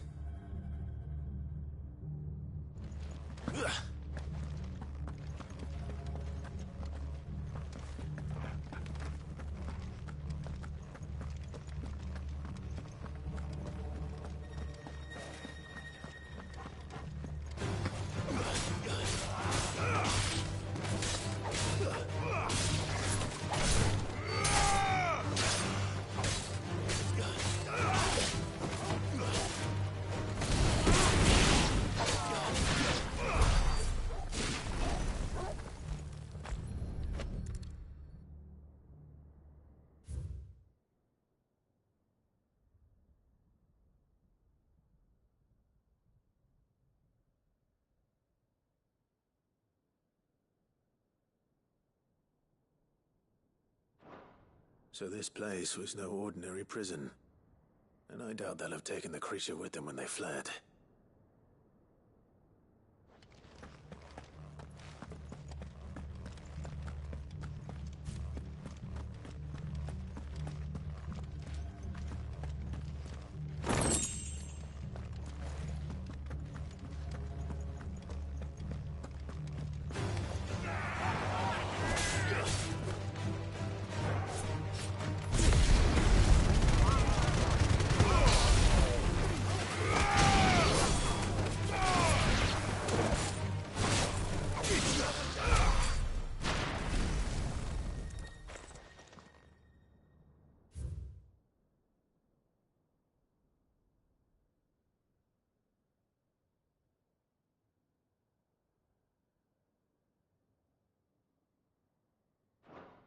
Minimal loss of Waluda lives.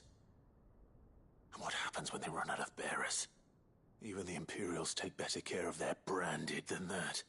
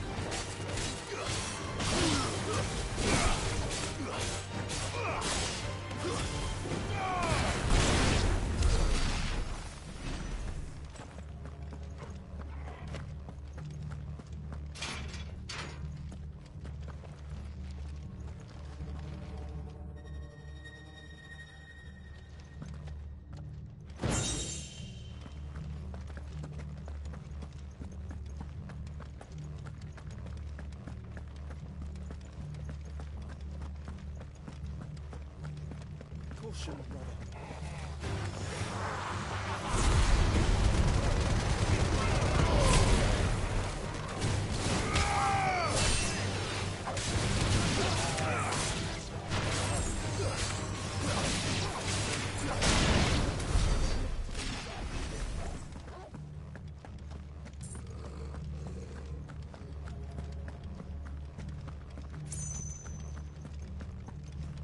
No sign of any bearers yet.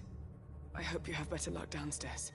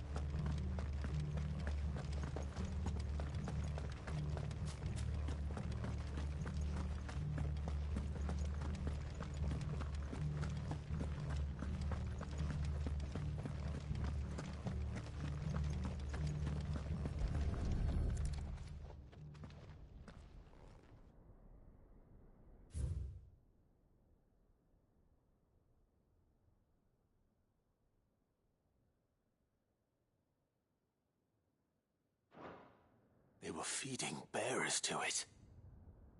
This is even worse than I'd feared. Nothing but a caching down here. Hopefully things are looking better upstairs.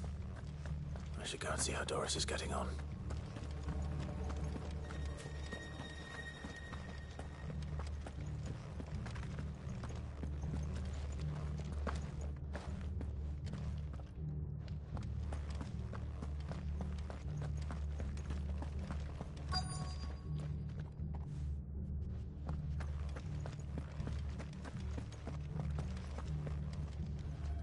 No luck downstairs. But I did find out that this place was more than just a prison. Something far more sinister was happening here. I know. I've been reading some of these documents and... it can't be true, can it? Bearers die every day in service of their masters, but this is so much worse. Pitting bearers against a wild beast armed with nothing but their wits? And all in order to bring about more death. And not just those who could fight, but the elderly, children even.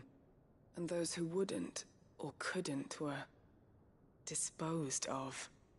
Whatever that means. I'm afraid it means they were fed to the monstrosity they kept here. Then we're too late. And I was a fool to bring you here. Don't say that. Did you find anything else? A key. But it doesn't fit any of the locks on this floor. Perhaps it will fit one of the doors downstairs. There's a corridor I haven't searched yet. Finish up here, then come and find me when you're ready. All right. I'll be there in a moment.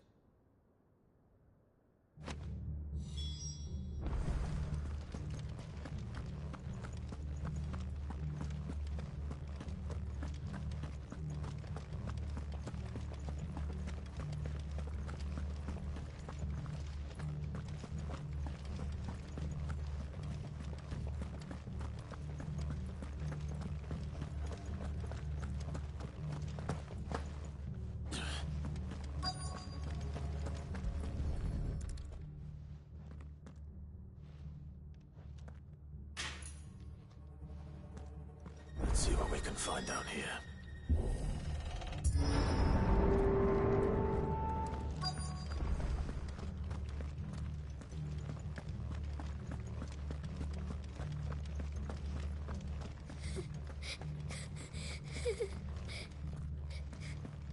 A survivor. She sounds close.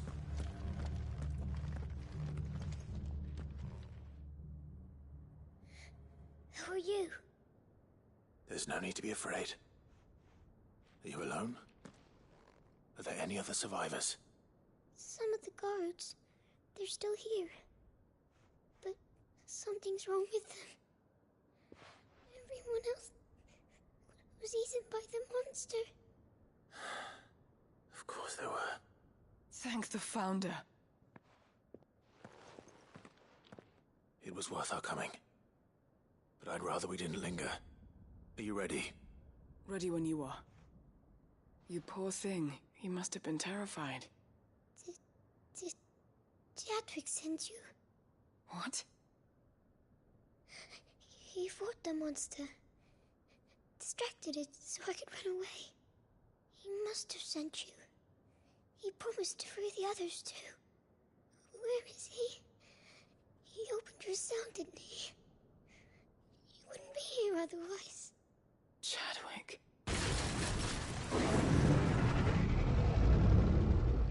Was that? Monster's back! Chadwick, help! We have to get out of here. Doris, keep the girl safe. All right.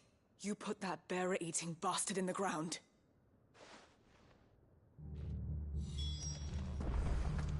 It's out there waiting for me. I can't let it live. Not if it's got a taste for bearers.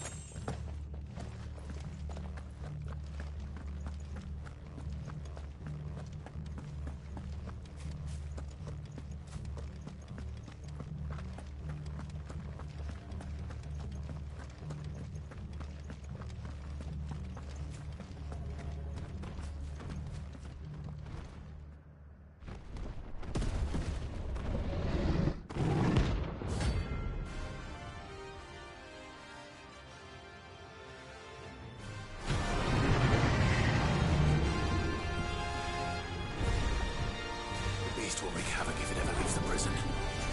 I can't let that happen.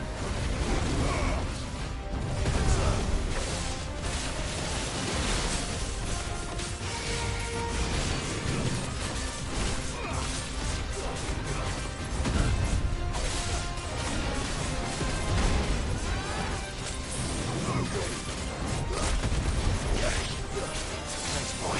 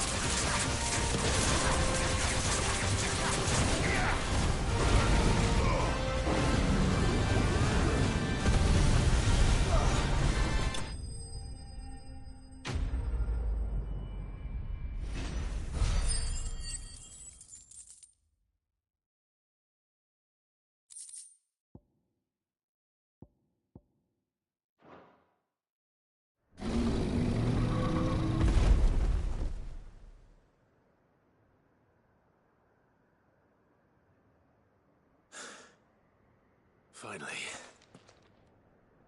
Sid, are you hurt? I'm fine. I think.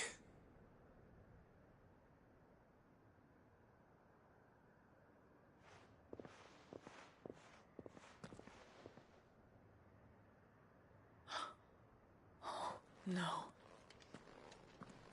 What is it? A diary. I gave it to Chadwick before we went our separate ways. He was here. Do you think that creature? I'm sure he fought bravely to the last. The girl is safe thanks to him. Chadwick. You fool. Come on. We have to get her back to the hideaway. We don't want his sacrifice to have been in vain. No. Of course not. I'll see that she's looked after from now on. It's the least I can do.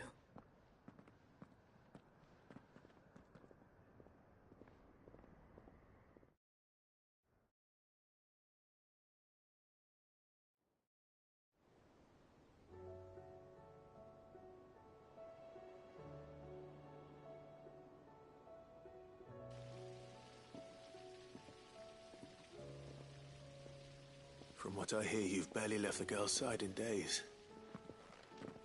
I hope she's recovering from her ordeal. She is. Slowly but surely. She's far tougher than she looks. I thank the flames we found her. If we hadn't... I know. But we did. I'm sorry we weren't able to save Chadwick. There's no need to apologize. Without your help, I would never have found out what happened to him. How he fought to the bitter end to save her. To save Haida Marie. That's the man I remember. The man I thought of as a brother. I wish I could have met him. I'd like to hear more about your past. If you don't mind, that is. Of course. You already met my former master. She trained Chadwick and I to do two things. Kill and obey. We were supposed to be sold to the highest bidder when the time came. But no bid was ever high enough to convince her to part with us. For years, we were her daggers in the shadows. But we could never quite shake our doubts about the things she made us do. And then, one day, we just couldn't do them anymore. So we escaped. But staying together was out of the question. They would have found us too easily. After so many years of training, the pull to serve was always strong. It scared me to think he might have taken another master, become a dagger in someone else's hand. But even in captivity, the battles he fought were his own. And he died not as someone's tool, but as a hero. Haida Marie is proof of that. Bearers can cast off their shackles. And the Cursebreakers will show them how. I'll fight until my dying breath to see it done. For Chadwick, and for all of us. Thank you, Doris. We'll be counting on you.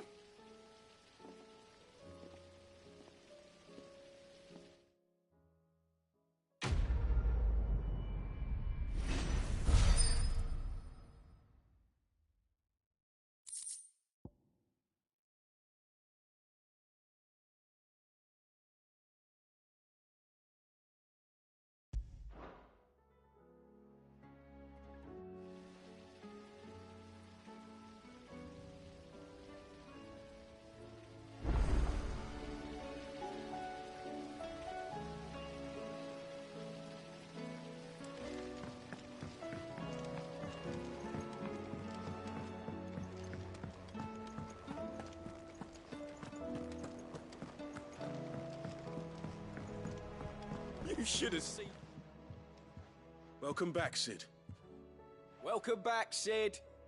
Yes. Welcome back. Trip wasn't too much of a pain in the arse, I hope. Truth be told, it was me who suggested roping you in to help with the trial. But from what I hear, things didn't go quite as planned.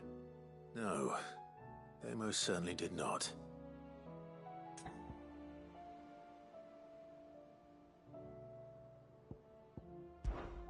Ember lost his nerve in the face of a beast of prey, but he didn't lose heart. He pressed on, and he achieved his aim. And is that not what we ask of our scouts? Indeed it is. Thank you for your honest appraisal, Cid. The fact remains, however, that Ember will not always have a battle-hardened warrior on hand to pluck him from the jaws of peril. All I have gleaned from this trial is that without someone watching his back, Ember is little more than a liability. Wait, Sergeant. Ember still has much to learn, it's true. And this time he was found wanting. But I'd say he's due a second chance, nonetheless. After all, he did do as you asked. With a bit of hard work, any hand can be made to hold a blade, and any mind can conquer its fears. But a scout's nose is different. You've either got one, or you ain't. And by sniffing out that log, young Ember here has shown he has a conch and a half. Wouldn't do to waste it now, would it? Fine. One more chance. I'll do whatever you ask. I'll spend my days and nights in the pit if I have to. I'll show you. Just you wait. Daft as a brush, that one. But his heart's in the right place. Just like someone else we know. And if you ask me, we've been leaning on him for far too long. That time the curse breakers took some of the weight off his shoulders, I reckon. It couldn't hurt. Just don't tell Gav I said so, will you? I won't have him thinking he's been hard done by. Next thing you know, he'll be asking for a day off. Chance would be a fine thing. Back to work. Forgive me, Cid. This did not play out as I expected. Things rarely do these days. But that's why we need men like Ember more than ever. Men who can make the best out of a bad situation. Remember that. I will, Cid.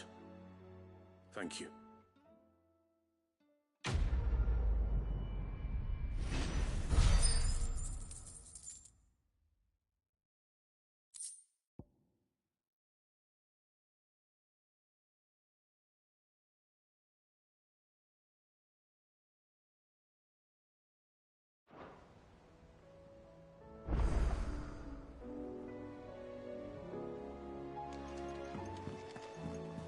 There's something about it.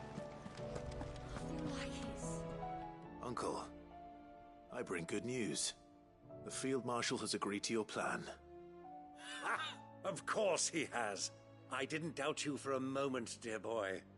Rutherford is accompanying him back to your manor in Porter's Alder as we speak. They will await your return there. As will one other. One other? Who, exactly? Lord Havel was concerned that even if he could get the realm's armies to agree to an accord, he might not be as successful in convincing those with political power. He asked if I might have a solution, and I suggested a certain Imperial Lord Magistrate turned Liberator. One of your co-conspirators? Master Quinton would probably call me one of his, but yes. Another outlaw, then. Just the thing we need to put these rotten politicos in their places. Good thinking, Clive. I'm glad you approve. The more the merrier, eh? Uncle, assuming Havel and Quinton can solve our problem with the armies, you still haven't mentioned how we might manage the grain shortages. Oh, don't you worry, my boy. The 7 high houses will be seeing to that. They have all agreed to make the most generous of donations. Oh, of course, it did take a little persuasion, but luckily I had some unexpected help. From who? Why, you, my boy. Rumor has it that you rescued the Lady Ariane's head steward Rockford from a horde of bloodthirsty bandits. It was more of a handful. Well, the old battle axe was so pleased. She had a shipload of talents delivered to my private docks by the next new moon. And when the other houses saw the parsimonious old crone's purse strings finally loosen, they as good as tripped over themselves in the rush to follow suit. I'm happy to hear it. Now, I must be getting back to the manor. Join us there at your earliest convenience, would you? Of course, Uncle.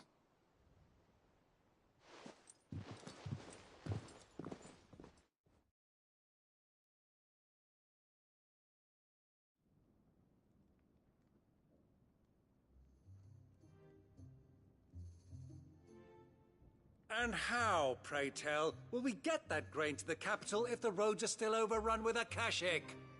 You'll find another bloody road. I only have so many men, and I'm not about to send them headlong into an ether flood.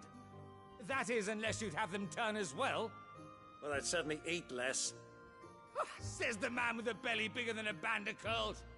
My soldiers actually need their rations. Without any food to keep them going, they'll be dead even before you've sent them on your fool's errand.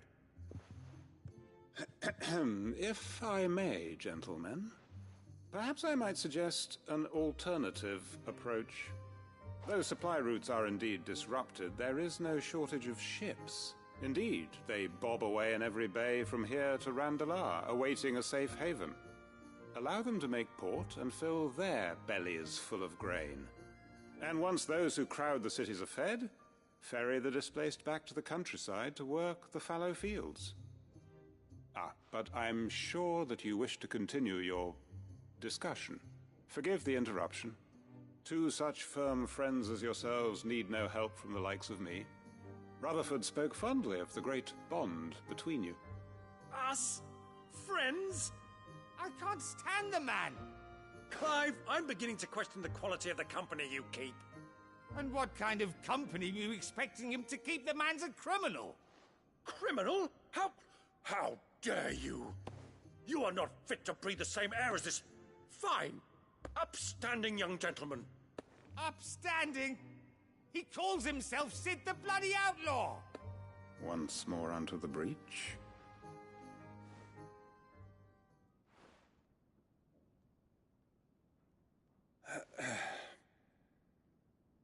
Shall we begin again? What we seek here is not to create a new nation, nor to claim the thrones of those that already exist. We wish simply to bring stability to the realm that mankind might weather the current storm. And to do that, we must convince those in power, the generals, the statesmen, the nobles, that our cause is just.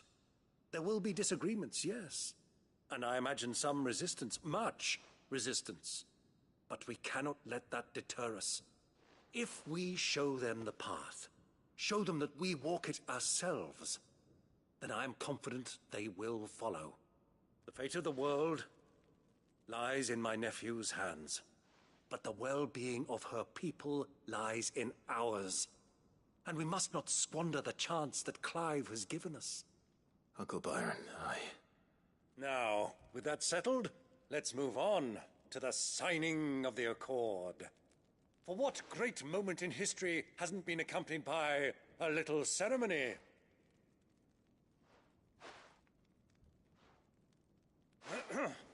Citizens of Valisthea, I present to you the Triunity. Rutherford, Mike Will.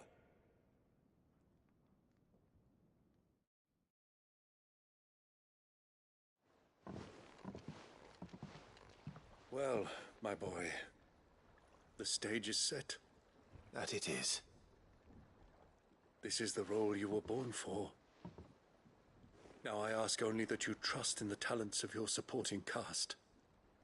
We shall play our parts to the best of our abilities, that you might have the opportunity to shine. The realm needs its Sir Crandall, and there is no better Crandall than you, Clive. I want you to keep this signed accord as proof of our faith in you. I will. Thank you, Uncle.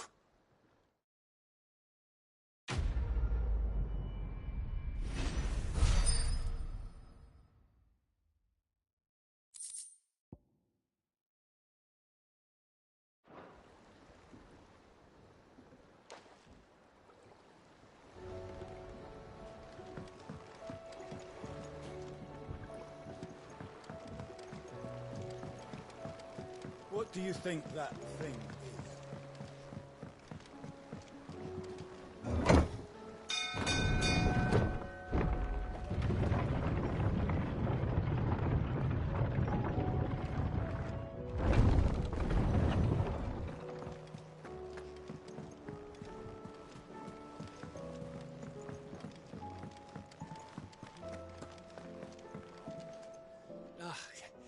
You alright?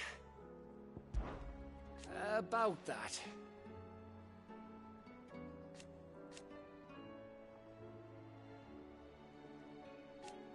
Oi!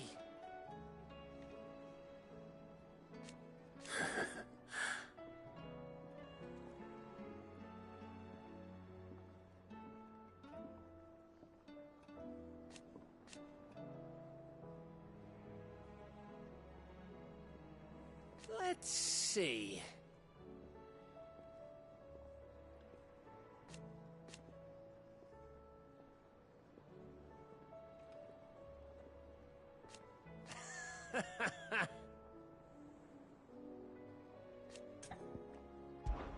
Something troubling you? No more than usual. It's just... Etta's baby will be coming soon, and I wanted to make something for it. I'm sure she'd like that. Back in the north, families would always make gifts when a bairn was on the way. Yeah, let the little tykes know they were welcome in their new homes, like. So, what's the problem? Well, the problem is that Etta's due any day now, and I don't know.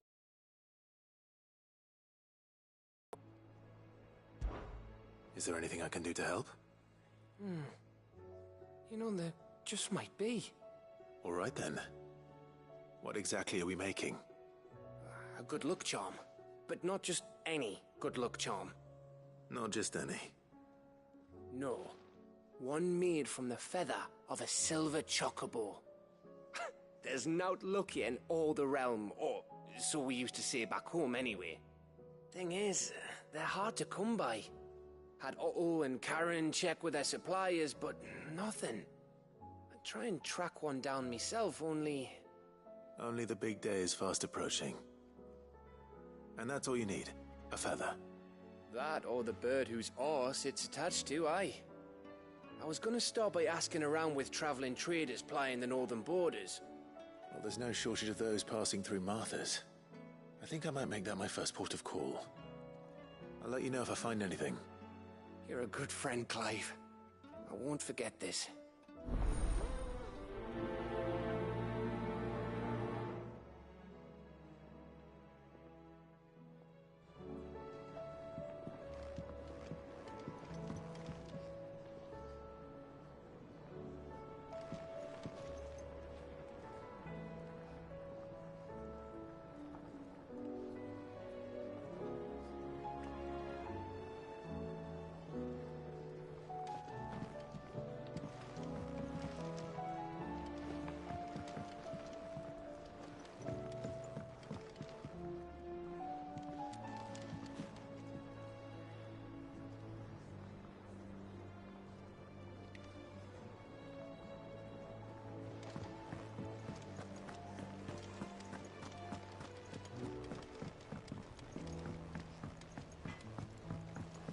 Say what you will, Lady Karen has seen us.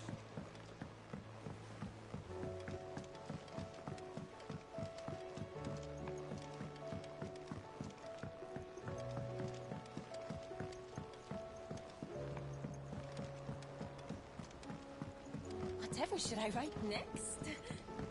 A love story, perhaps? Of course. Mid, tell me this is all you need.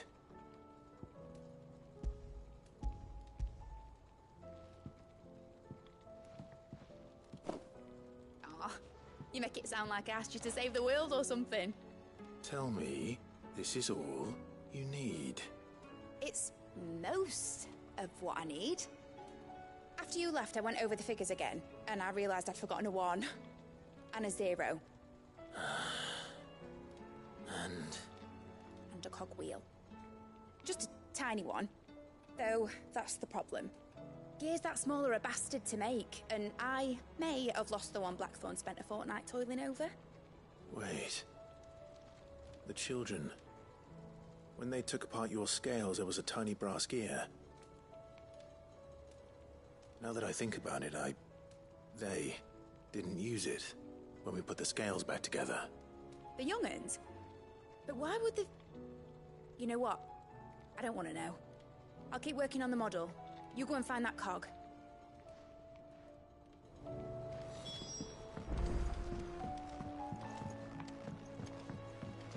Has Midadol mentioned a new project yet? Not exactly. Sid! Is Mid still hiding from us? She wasn't hiding. She's fine. She's just busy working on her next project. A new invention? What is it? What is it? Is it an airship? I bet it's an airship! Do you think she'll let us help? That just so happens to be why I'm here. She needs something special, something only you three can provide. A brass gear. A tiny one. One that might fit on, say, a set of scales? Oh, the one you forgot! We remember! We saved it, just in case. It's in the bag of bits. Since your lesson, we've been disassembling, then reassembling everything we can find. All the pieces that are left over, we keep under our beds, just in case. That's good to know. Look! I found it!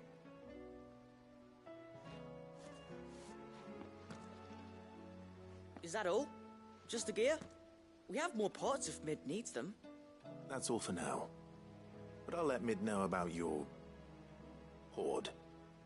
Just in case. Thanks, Sid.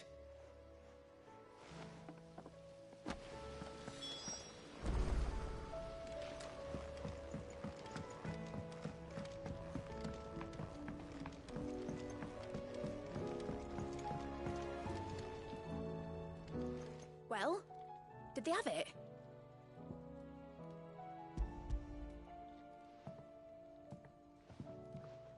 They did. And they kept it somewhere nice and safe. Will it work?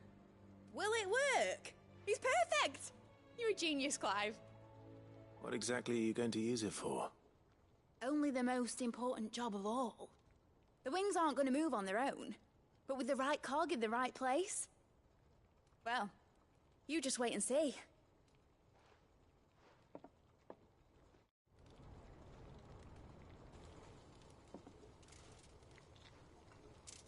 That should do it.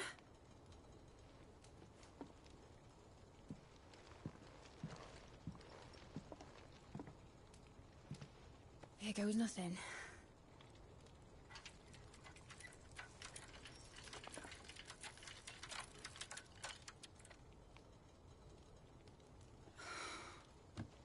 Titan's tits. It wasn't supposed to fly, was it? Of course it was supposed to fly. Wouldn't be much of an airship if it didn't. Honestly, these bloody engines are driving me mad. I was so sure this would be the day she soared. The Mithril engine was made to make dreams come true. But maybe this is one dream the world's better off without. Show folk how to take flying. It won't be long till they're raining death down on each other. People will lose their homes. Children, their mums and their dads. Like I lost mine. I'm sorry. So am I, Clive. So am I. Sorry that I have to choose. Do I follow my head, or do I follow my heart?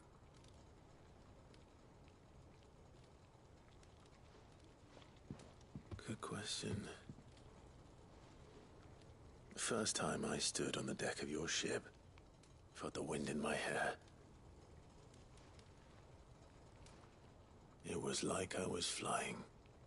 But imagine how it would feel to actually do it. My dad always said there were two ways of living life. Chasing a dream or shuffling to your grave. And he were right. Right about a lot of things. Not that I like to admit it. People need dreams to chase. Especially in a world like this.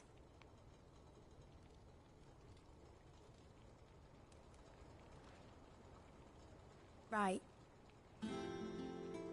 When this is over, I'm gonna take all my mithril engines to Zemeckis and sling them over the edge. I won't have my dream end up turning into someone else's nightmare. But all that hard work... All that hard work will not be used for war, Jamie. But it isn't like it'll be gone. Tell me, Clive, have you ever been on a treasure hunt? Not since Joshua and I were boys. Why do you ask? Because I'm gonna bury the engine schematics and leave behind a little riddle telling people where to find them.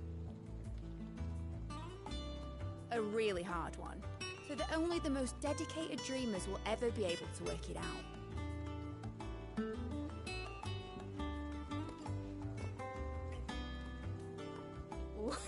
I can picture it now. Some daft general squinting at the words with a gormless expression on his mug. Like that one, yeah. Right.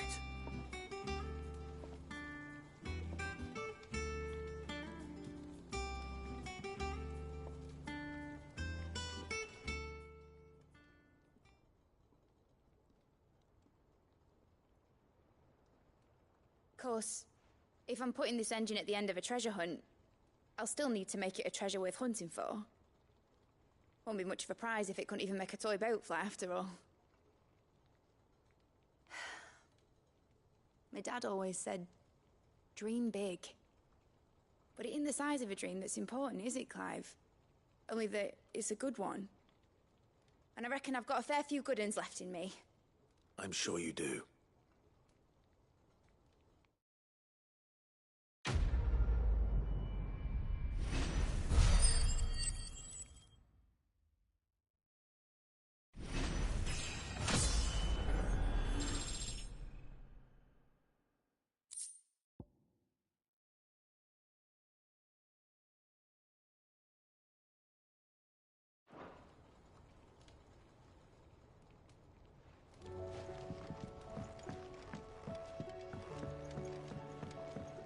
Has Midadol mentioned a new project yet?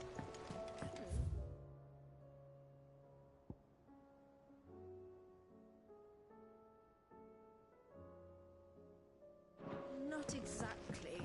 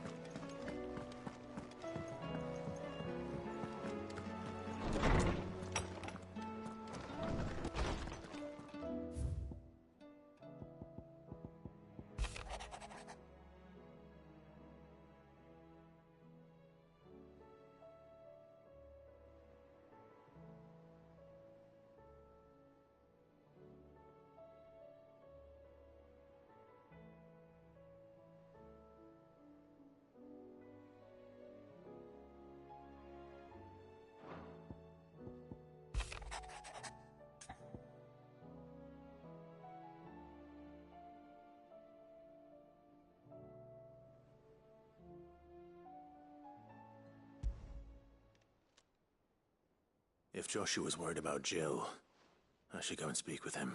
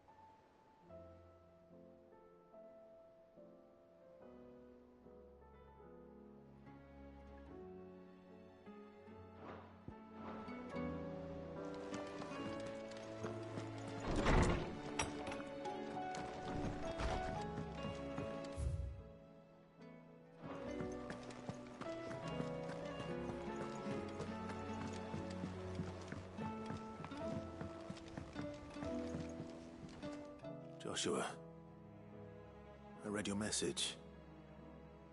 You're right. Jill is different. I don't think I'd realized how different, but since we returned from Drake's spine, I've felt it more and more. I suppose it's not hard to imagine why. She doesn't think she belongs anymore. And that's why we need to remind her she is still one of us. To let her know that we still need her, now more than ever. That you still need her. But how to do that? When last we were truly close, we were but children. Of course. Do you remember the time we accompanied Father on his annual tour of the Duchy? And Jill and I broke from the procession to ride up Man's Hill. To see the snow daisies, I remember. It was the first time Father had allowed us to join him. And when he realized you were missing, he had the entire retinue down to the pot boys combing the countryside. In the rain. A thunderstorm forced us to take refuge in a grove of oaks before we'd even made it halfway there. It was the Lord Commander who finally found us, and needless to say, he was none too pleased.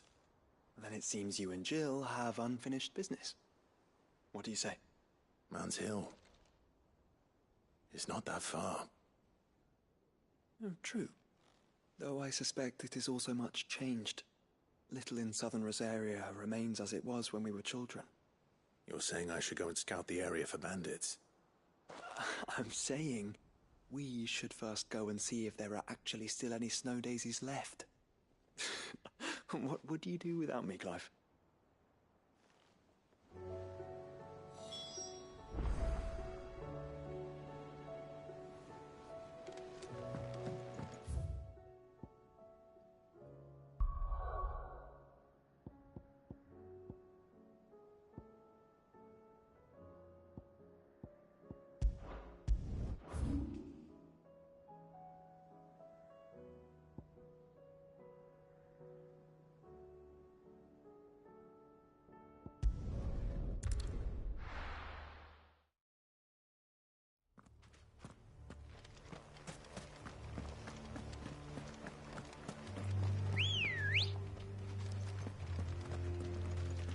Good girl.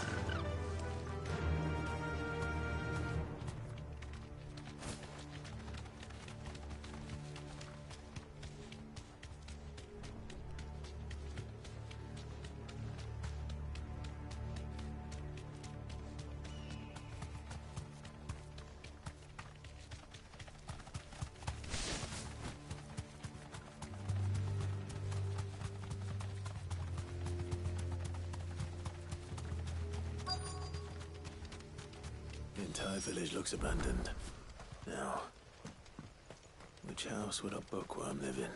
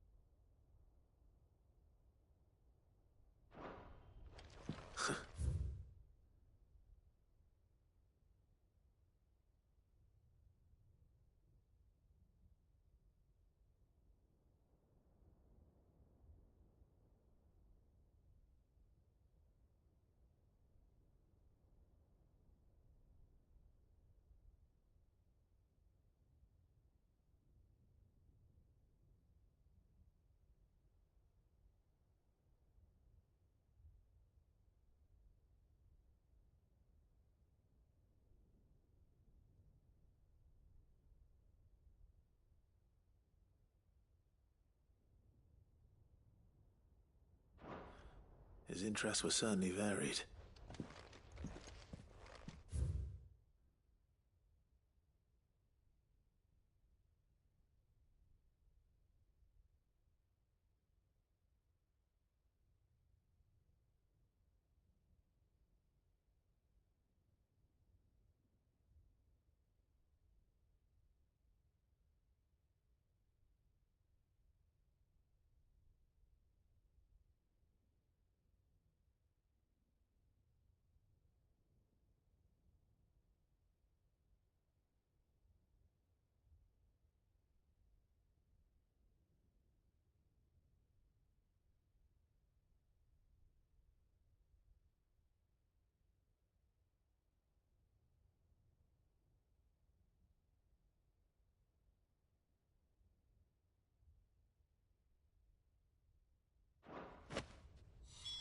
This is it. But if what it says is true, I need to get this back to the hideaway.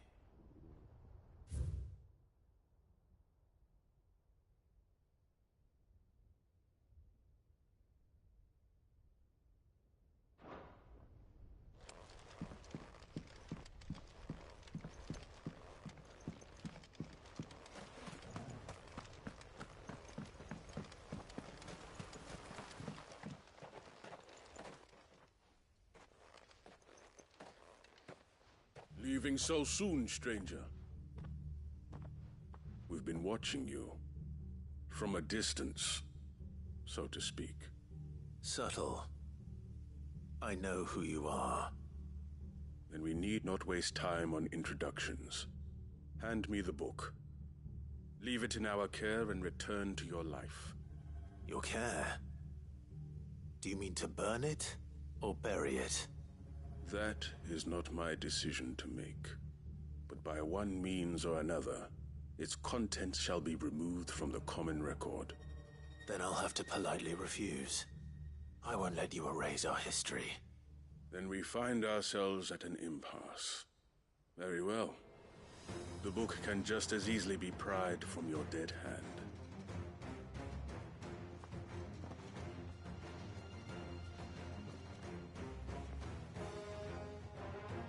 Let's see, shall we?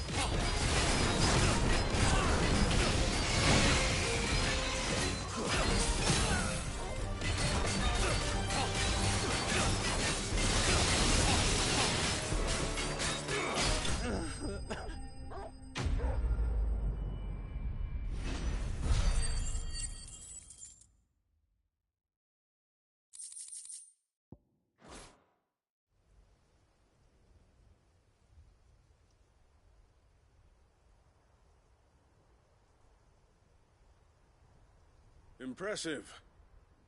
But we have other means. We shall claim the book yet. Why do you want it so badly anyway? It lays out in no uncertain terms the vanity and avarice of mankind. It tells the shameful history of the persecution and oppression of a gifted few by a giftless many. Would you say that this interpretation was correct? I don't know. You don't know. Your sword may be sharp, but your wits are dull. So let me answer for you. There is no correct interpretation of history. That a series of events took place may be proved beyond a doubt. But there can be no single, immutable explanation as to why they came to pass. It is a question of numbers and of belief. If enough people believe that a set of events occurred for a reason, that belief becomes the truth. So you're trying to control the truth? We are trying to protect people from themselves, from knowledge that would bring them naught but pain. That is all. You may keep the book, for now. The world is small. We shall meet again. Until then. Wait! Damn it. Let's get this back to Vivian. Perhaps she can explain what that was all about.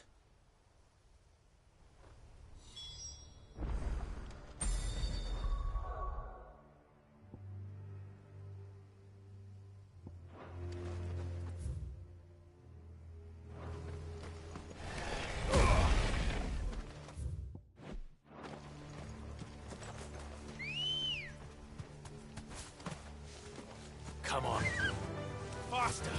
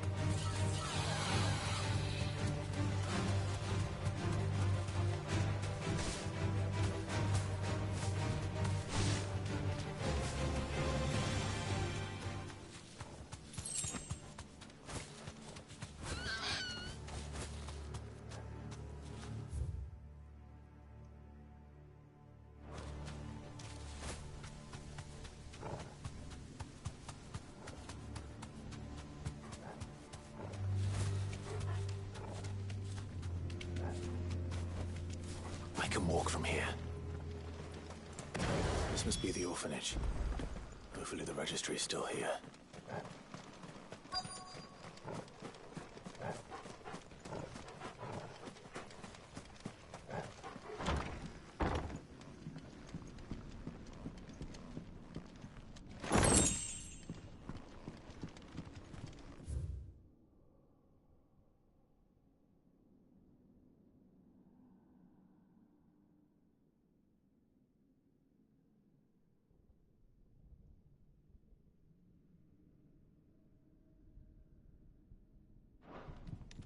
Disposed of.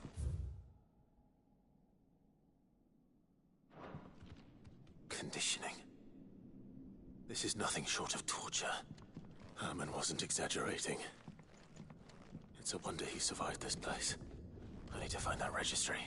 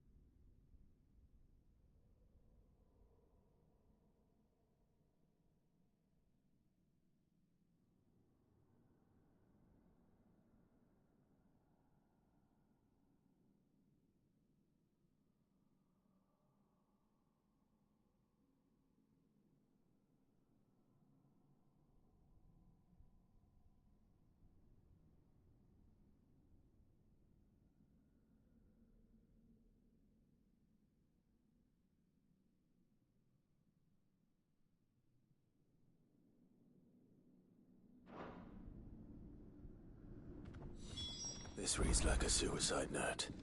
Did the director go through with his plan? There's only one way to find out.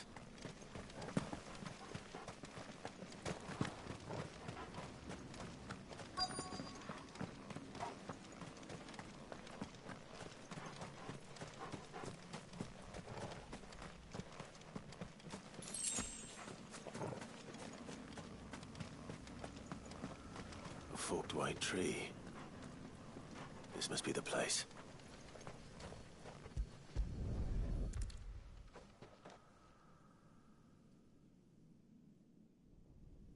Could he really be buried here?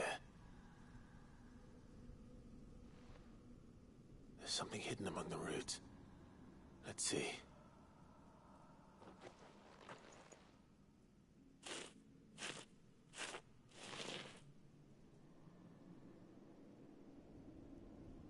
This must be the registry.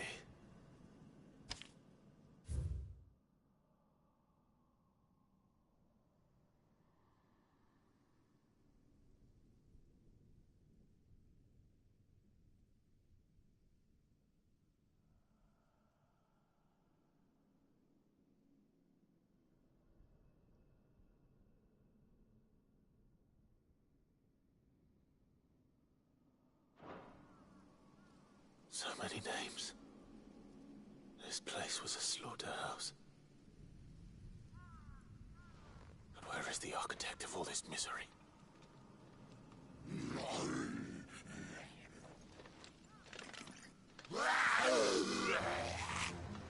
It was only a matter of time, I suppose. This place is cursed.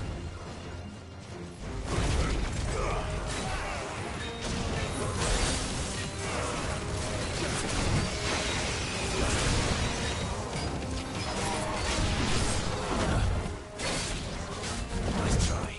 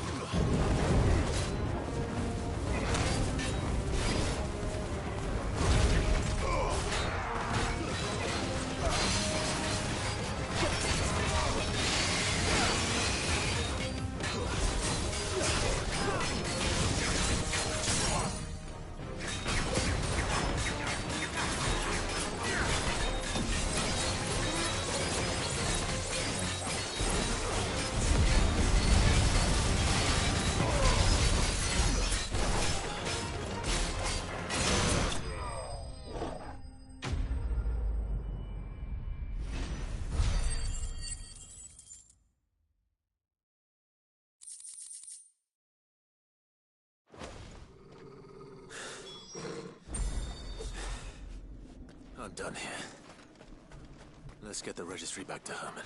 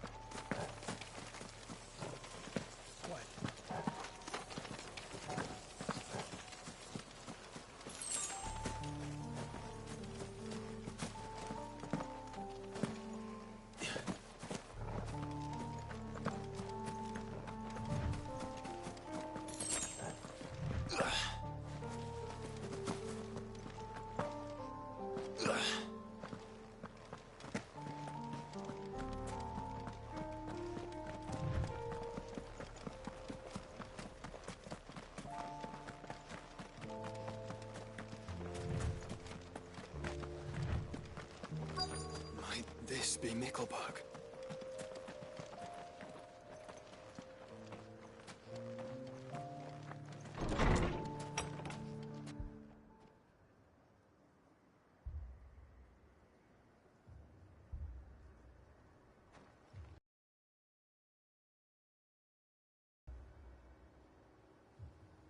The village seems safe enough, at least.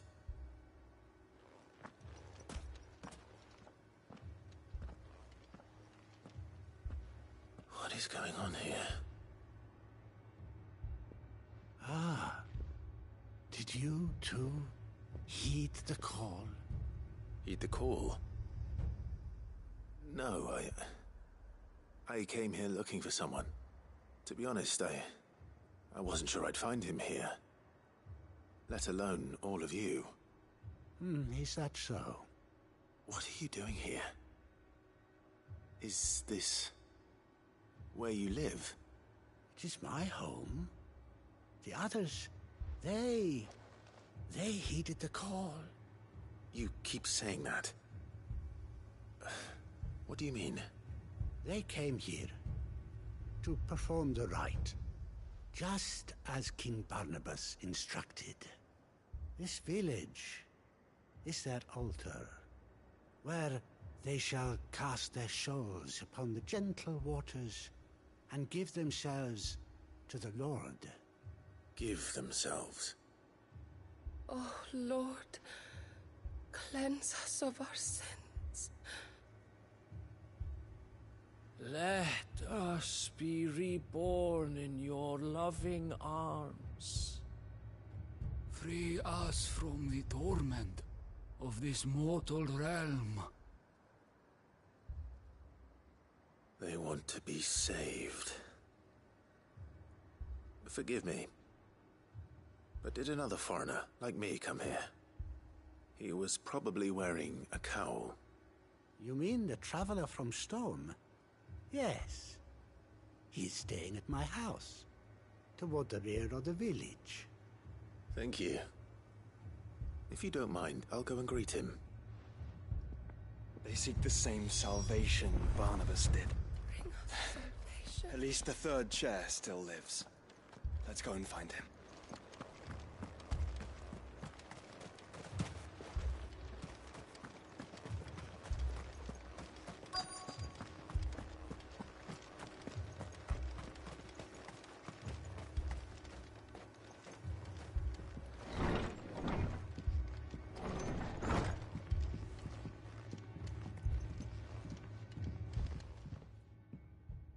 Excuse me.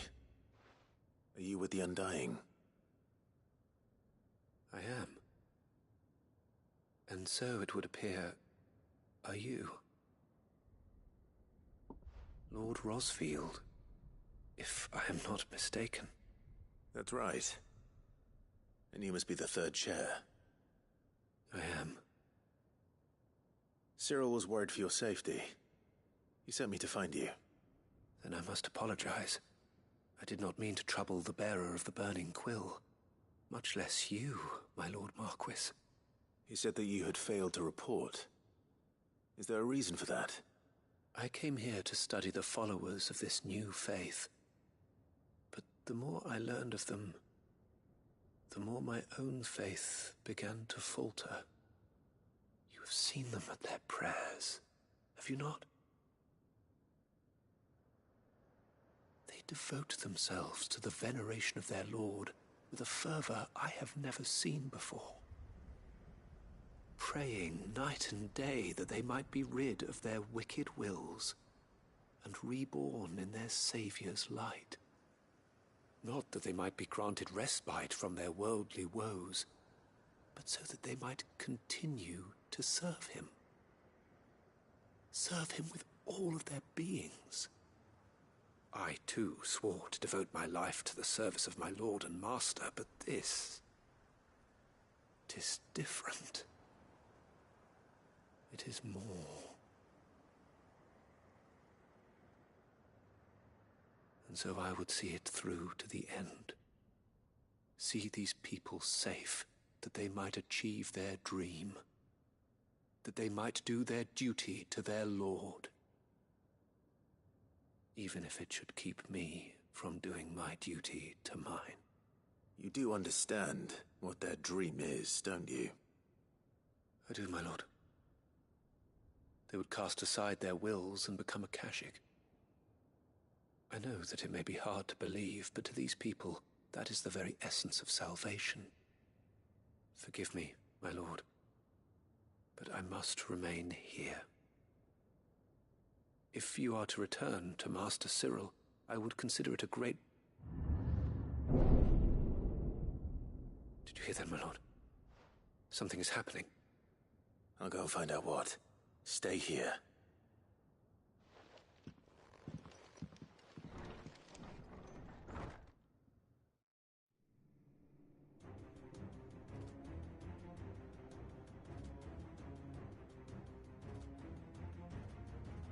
Beneath the flood. Oh no. There must be something I can do.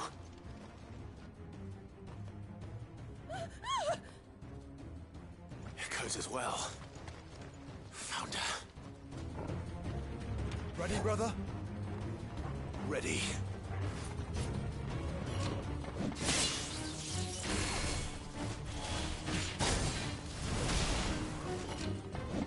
Not good.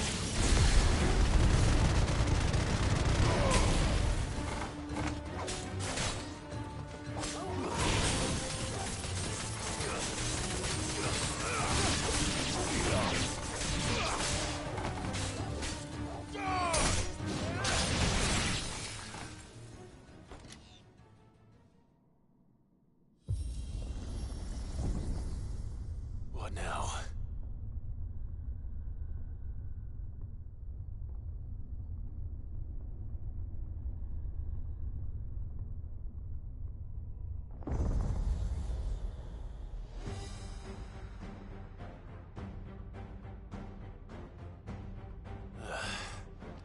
We meet again.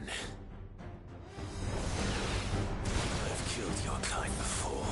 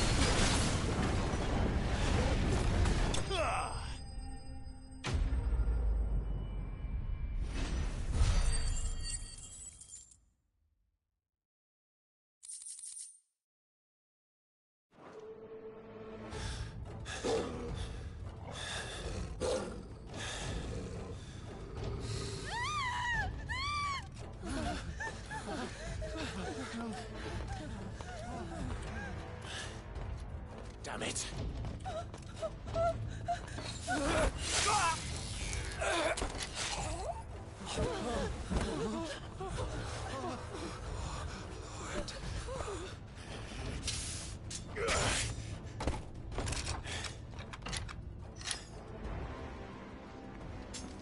Don't you die. Come on, speak to me. I had to save them, that they might have a chance to find true salvation. By devoting themselves to the service of their Lord. Just as I did, when the Undying plucked me from the gutter and gave me a cause to believe in. A duty to serve was everything to me, and I would not deny them that fulfillment, even if they must become a Kashik in order to achieve it. Forgive me, my Lord Marquis. I did not mean to trouble you with this. My findings. Could you deliver them to Master Cyril for me? Of course. Your duty will be done.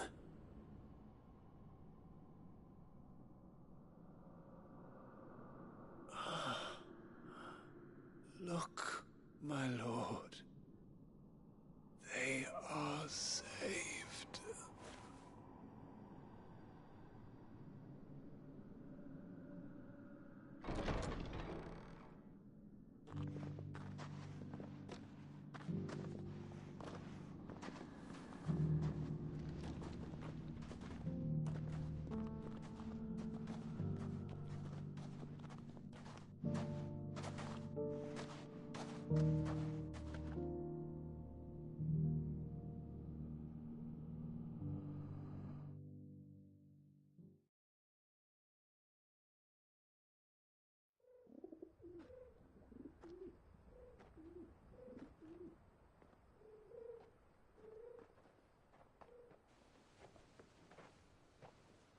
They are saved. Founder. I should get this report to Cyril.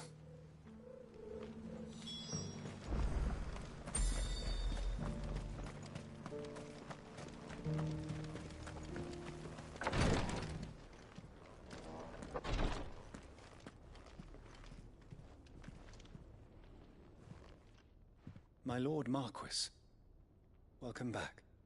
I am glad to see you hale and whole. I met with your third chair, Cyril.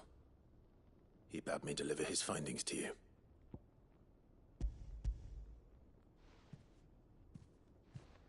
Thank you, my lord.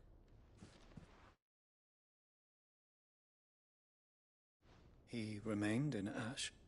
He died protecting the villagers from an echo. I buried him in Mickelberg. I'm sorry that I couldn't save him. If you could not save him, no one could. The villagers, they were believers in this savior cult. They prayed to their god that they might be unburdened of their wills. Then an ether flood came, and their wish was granted. Your brother sacrificed himself that they might live, even knowing that that life was death by another name. Then he perished defending liberty. A hero's end. For the right to choose how one dies is no less sacred than the right to choose how one lives. Sid would agree. He wanted to build a world where people could die on their own terms. A noble ambition. To die for one's cause is the most perfect expression of one's faith. It matters not how misguided others might judge one's decision to be, only that the decision is one's own. We live according to the teachings of our order. We believe in them, we protect them, and yes, we die for them. For better or worse, That is our creed.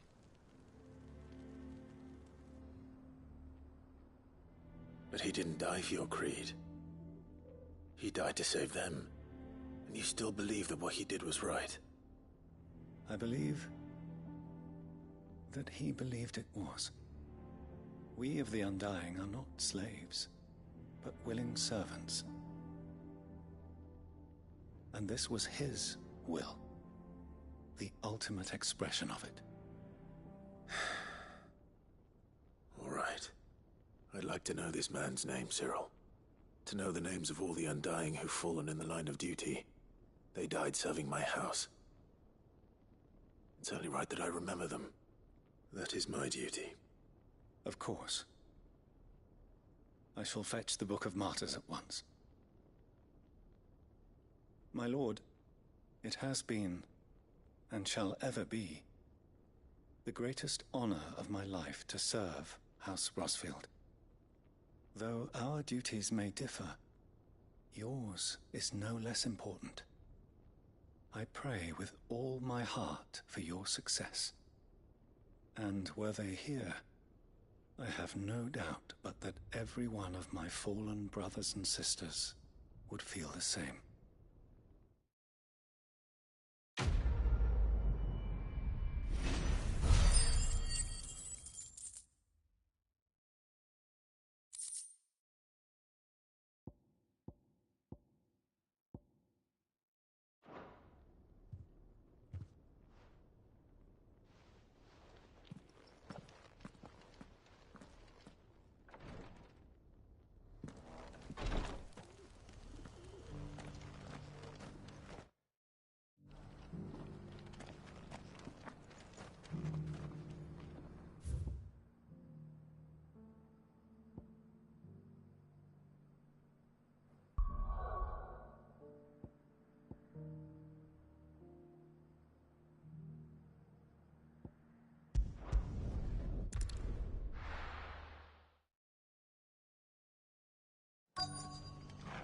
Let's hope one of the merchants here has what Gav needs.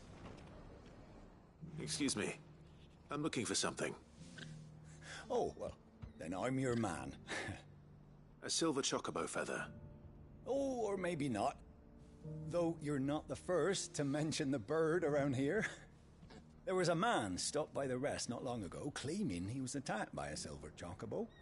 Near some gutted hovel, not far from Eastpool. Most took him for a braggart and a liar, but who knows? Perhaps there was some truth to his tale. We'll see. Thank you.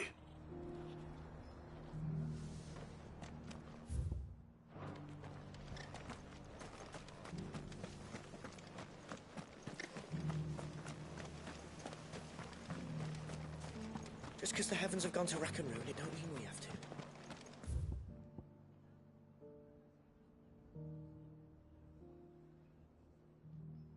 Now, let's get this stall set out.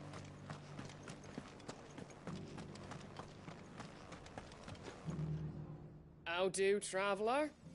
You've the look of a man who could do with a new whetstone. Or perhaps a bawdy etching of the Vicerine. Maybe another time.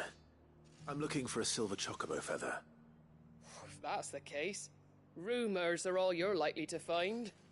No one has seen a silver chocobo for years.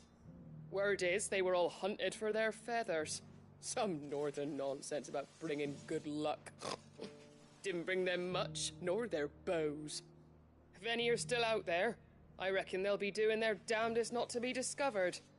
You're probably right. Thank you anyway.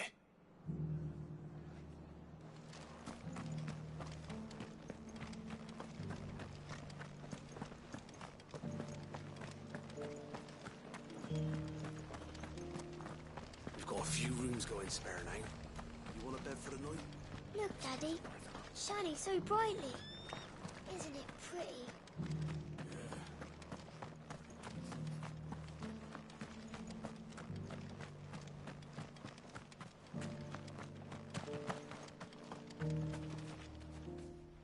Can I help you with something? You wouldn't happen to sell silver chocobo feathers, would you? I deal in fruit, not fancies. But if it's fancies you're after, I suggest you try Rhiannon's ride. Was a silver chocobo seen there? Oh, yes. If you believe the ravings of a madman. It wouldn't be the first time. A silver chocobo sit in the hills near Rhiannon's ride. It sounds almost too good to be true. But since I'm already here...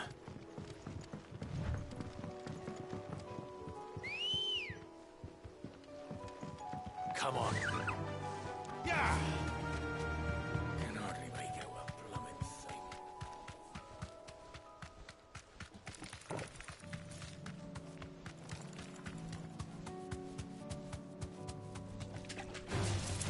Time to fight.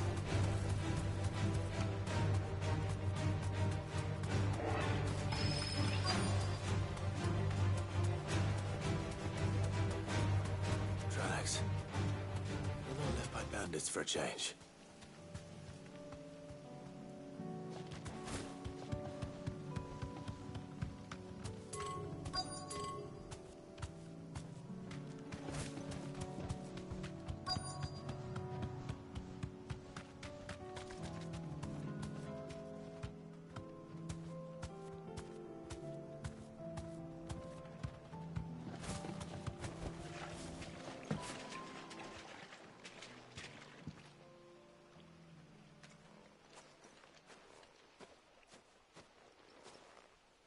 More tracks. And these look fresh. The chocobo was here. And recently. Perhaps it still is.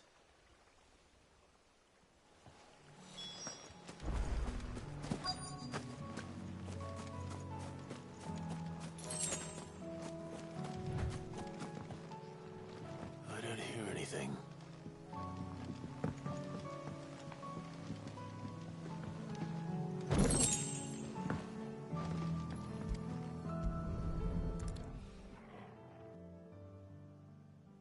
Well, I'll be damned.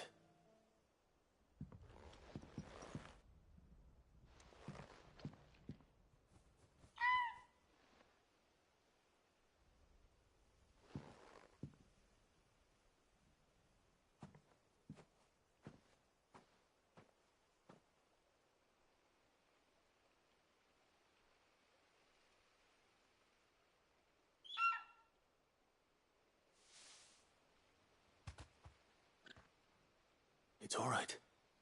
I'm not going to hurt you. Just borrowing a feather for my friend.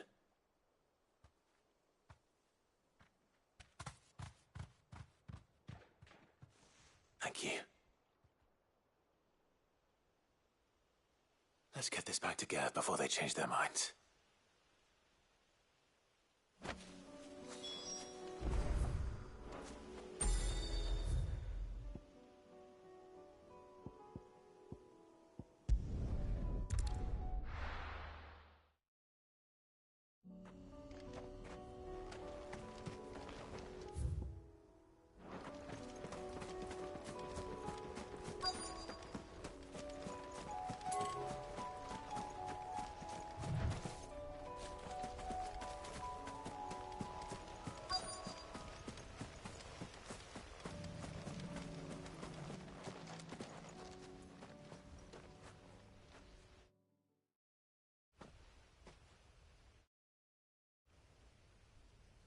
This is the place, but... I'm sorry, Clive.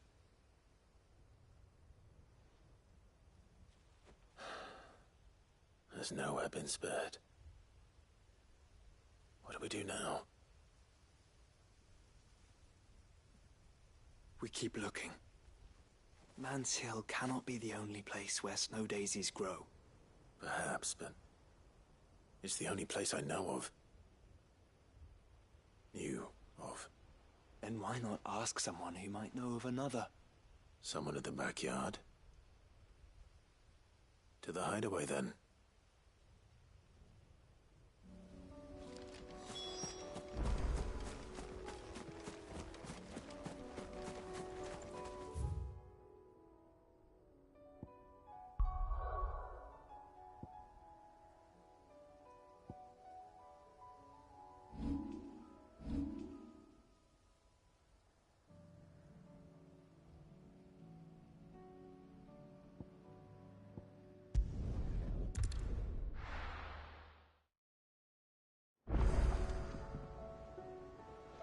Let's hope one of the gardeners knows where to find snow daisies.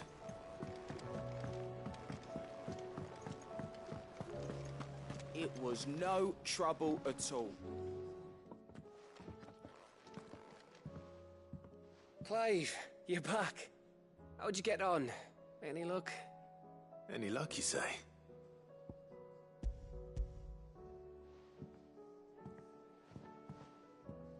Crystal's crack. Is this what I think it is?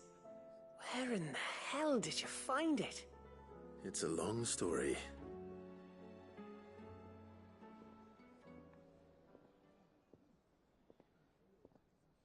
Right there on the road to Eastpool.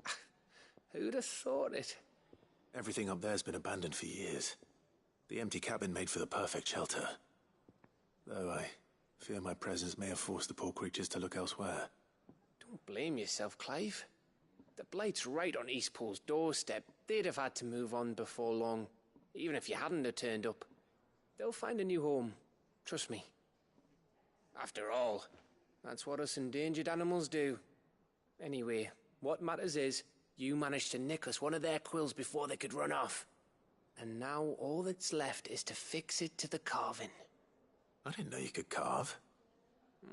Reckon there's a lot you don't know about me. Like the fact I'm as good with a whittling knife as I am with a sword. And that bone Ember gave me's a dream to work with. What did you say it was from again? An Avis? But it weren't your Avis, Sid. I slew one of my own at last. So all those long nights in the pit finally bore fruit. I'm proud of you, Ember. Don't speak too soon. I ain't done my trial yet. There we go.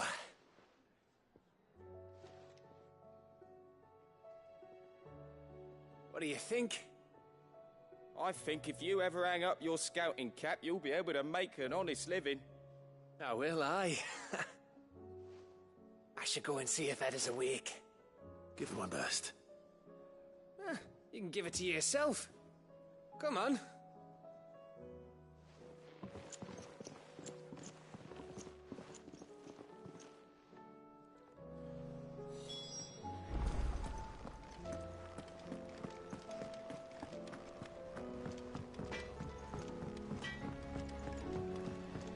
Say what you will. Lady Karen has seen us.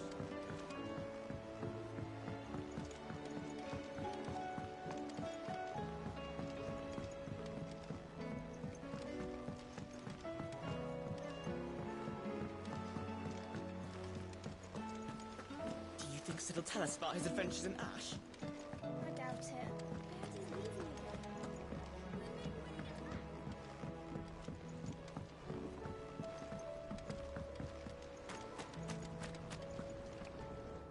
I hear that you traveled to Ash, Sid.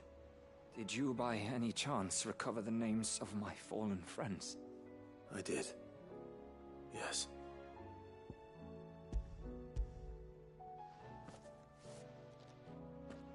If I may? The bearer registry.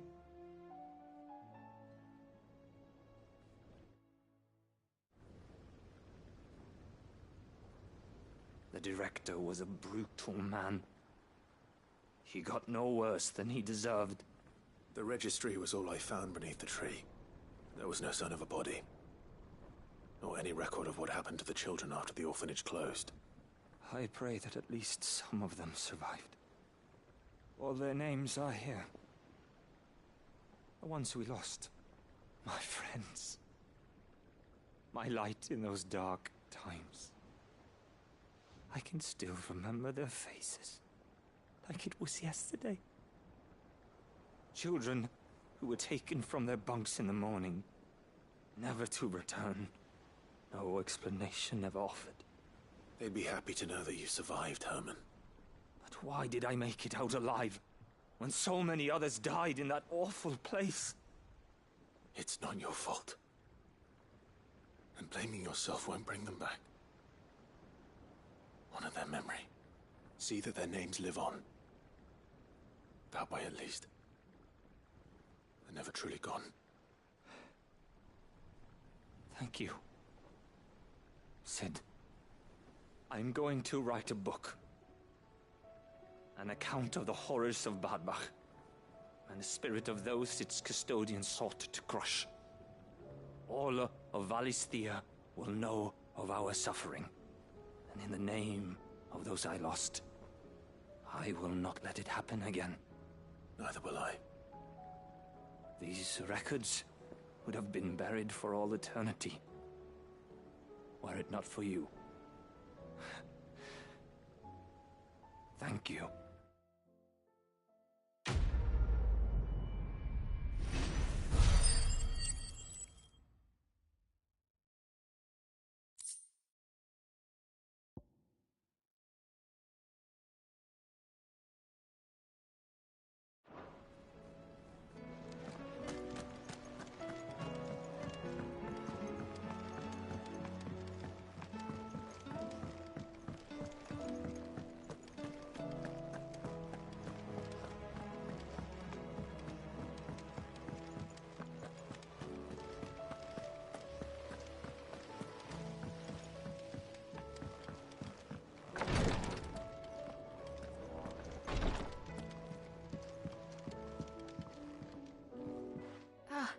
Me lords. How are you feeling? Well, thank you. Is something wrong? Wrong? No, nothing like that. What it is... Go on, please.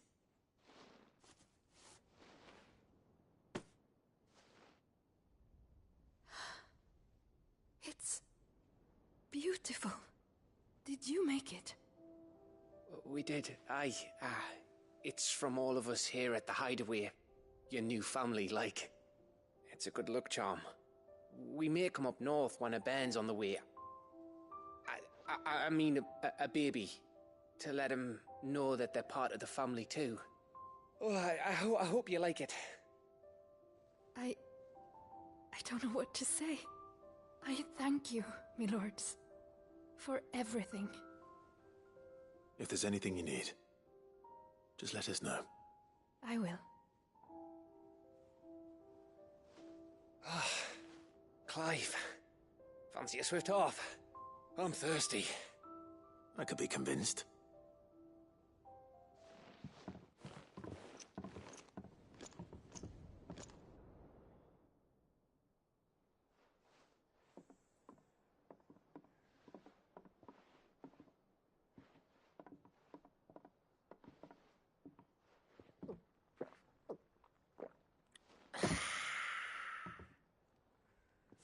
Don't you think you've had enough? Oh, we're celebrating. I'm gonna be a father. I think Edda might have something to say about that. You know what I mean. Bit of light in these dark times.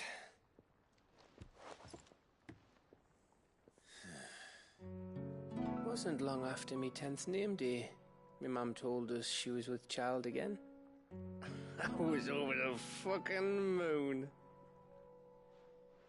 I was looking forward to having a little one to lord it over, what with me being the runt of the litter. Thought I'd finally have a chance to prove to the world that I could be a big brother. Imperials came the day she went into labour. Had myself a baby sister. And then I didn't. Me whole family gone in a blink, while I hid in the cellar like the spineless little arsehole I was. Great brother I turned out to be.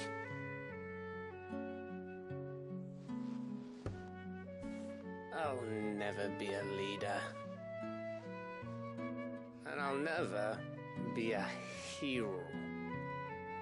I'm just a daft little dog who comes running when his master calls. I'll never be like you, or Sid, or Jill, or even Torgal. Have you finished? Maybe.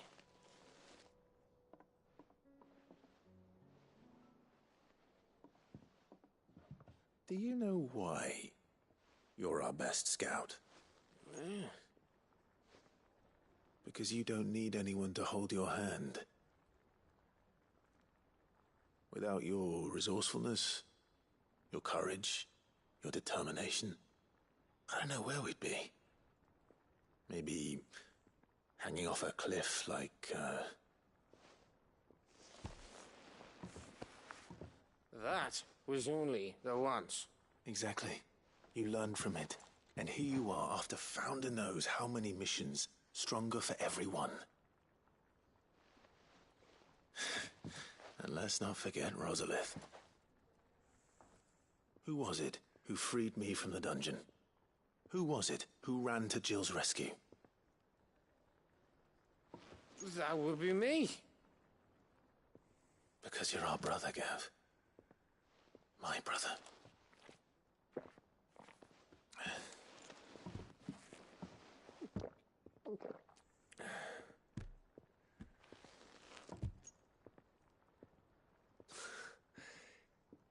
Your brother.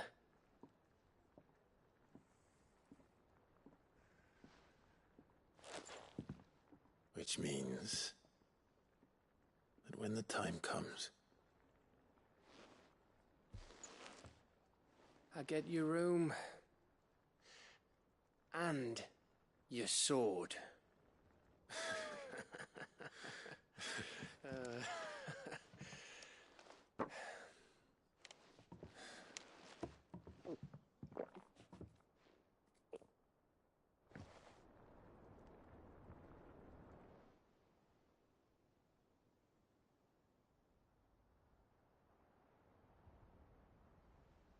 I may have had one too many. you may have had 10 too many. I said I was thirsty. Better get back to work anyway, after I walk this off. Clive? What is it? Thanks for, you know. I know.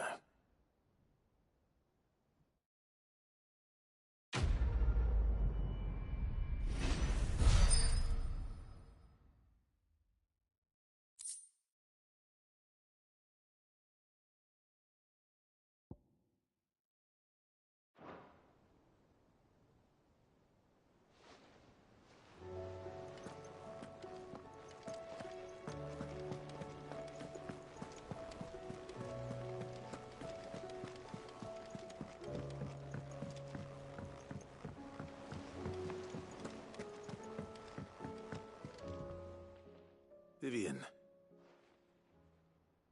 I found it. The book you lost.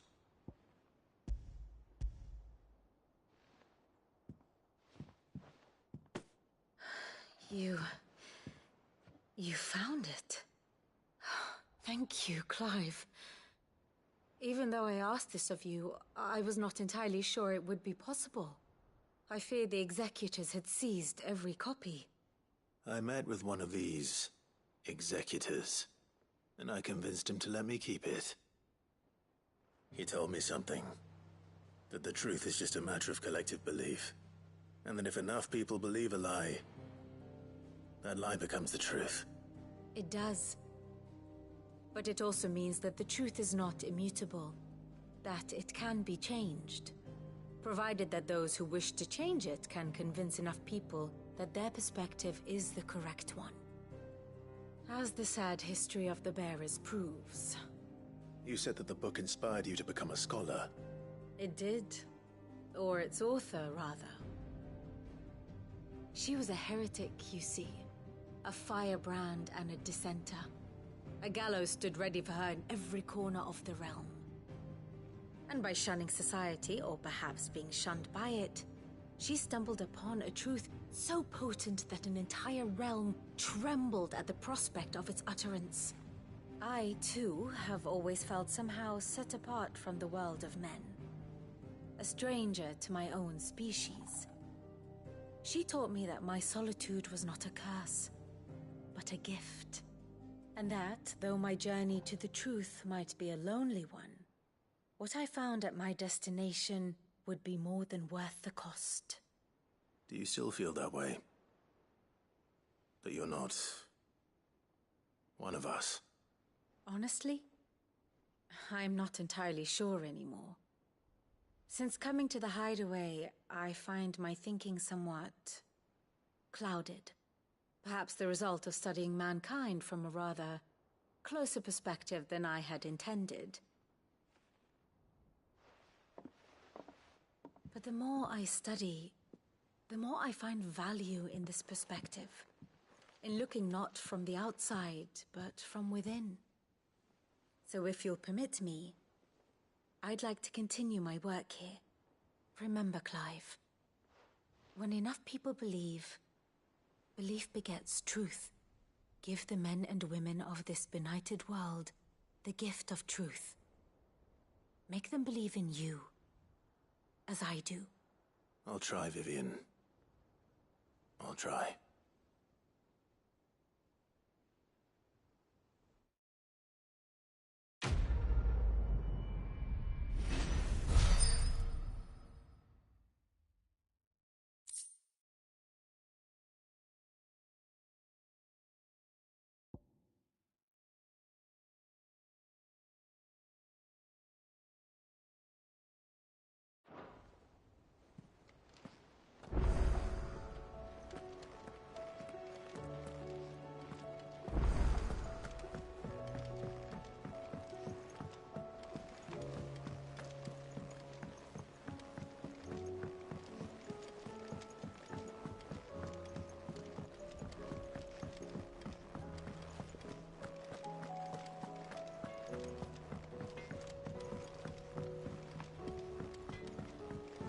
Say what you will, Lady Karen's.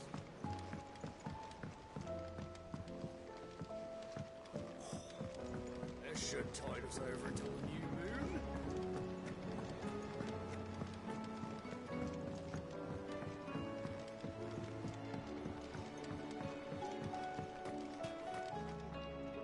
Oh. What brings you down from the heavens, Sid? I need your advice. Joshua and I are looking for a place where snow daisies grow. Preferably in abundance. Snow daisies. Then you'll want somewhere not too hot and not too cold. And where the winds are strong enough to carry the seeds. I reckon Man's Hill would be a good place to start. There in the Royal Meadows, perhaps? Both have similar climbs and the right elevation. If the Blight hasn't claimed them yet. Right. Thank you. Did you learn where we might find our flowers? The gardener here mentioned the Royal Meadows in Sambrak. Ah, the fields beyond Northreach. Well, if that's the case, then Yote was right. I recalled that she kept a record of our travels, you see. So I asked her if she'd perhaps noted anywhere that snow daisies grew, and she mentioned Oilafeist Bay. Whose shores border the meadows. Off we go then.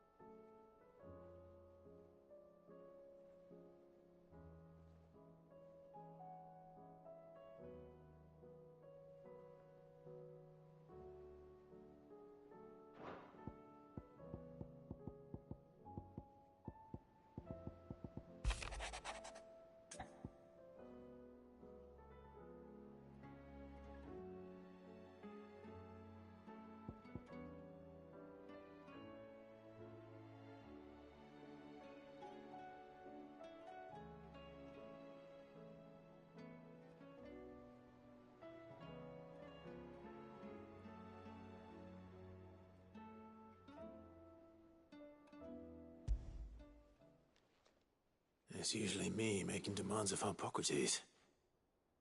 I wonder what this is about.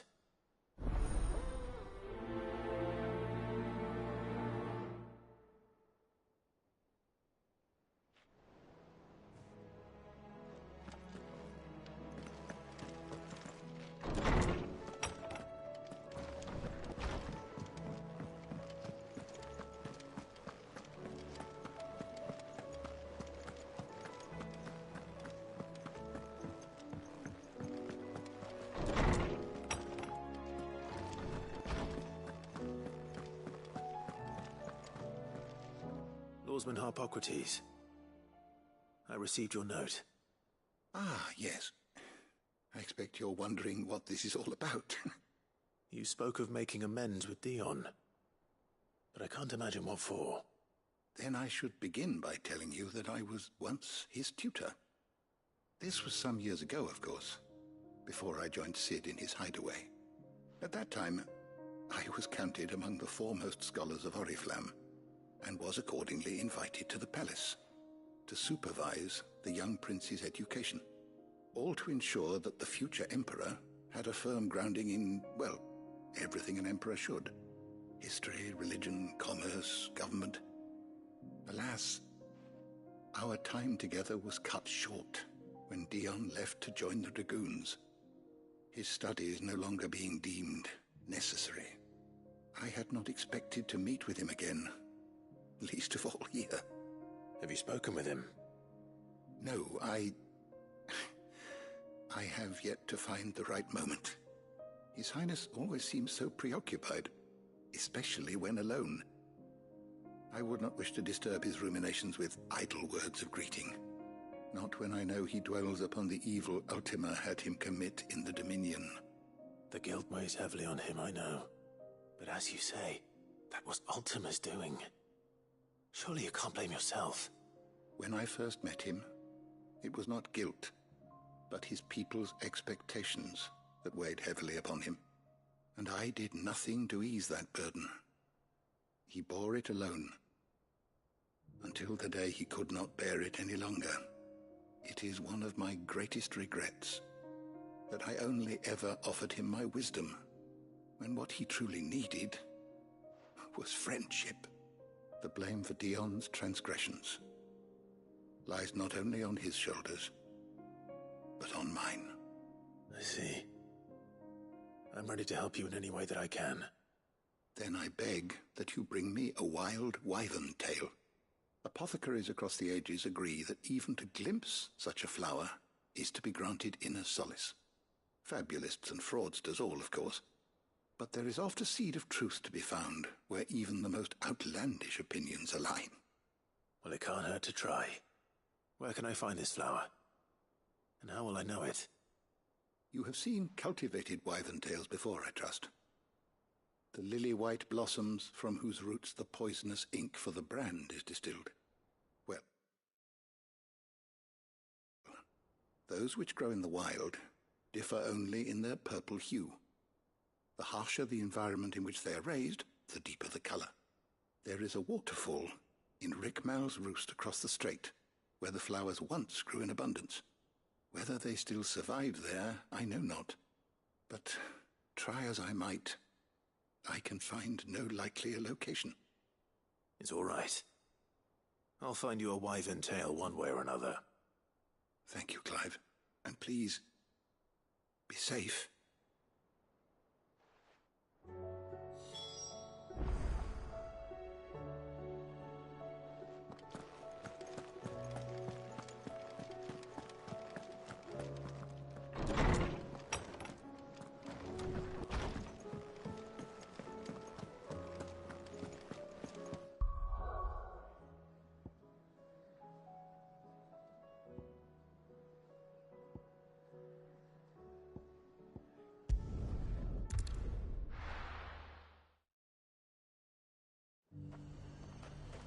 The garrison said they'd take another own. And how might I help the garrison to do? Seems the Duke's had a change of heart. We've got more pips than a Vale's I hear the Duke's agreed to let us keep our land.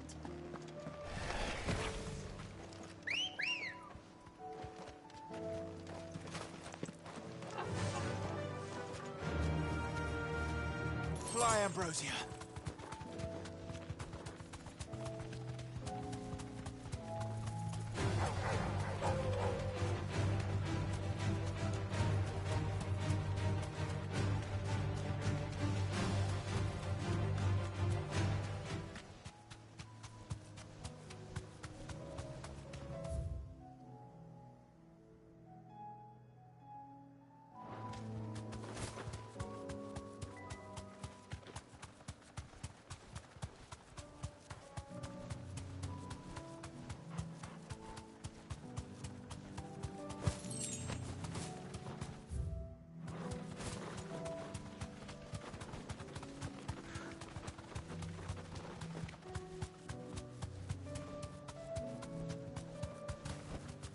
That'll do, girl.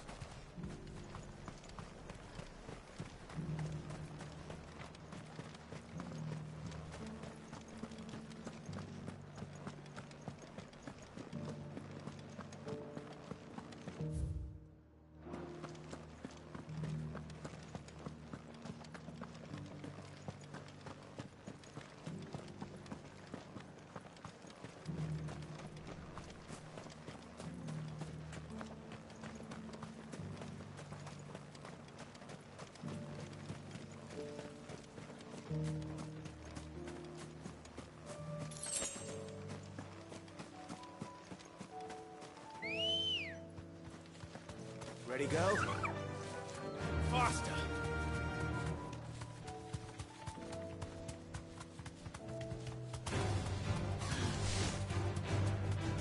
The meadows are vast.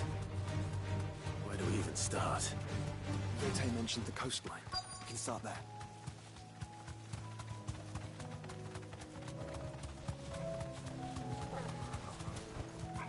Caution,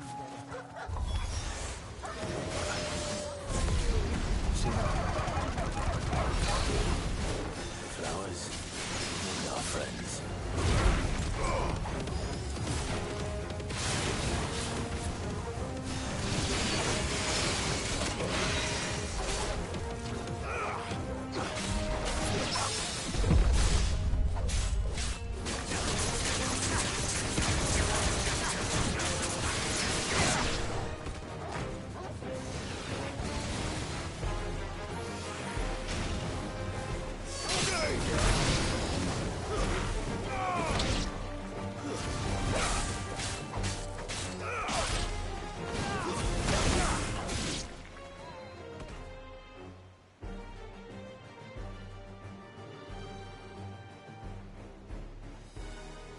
See, boy.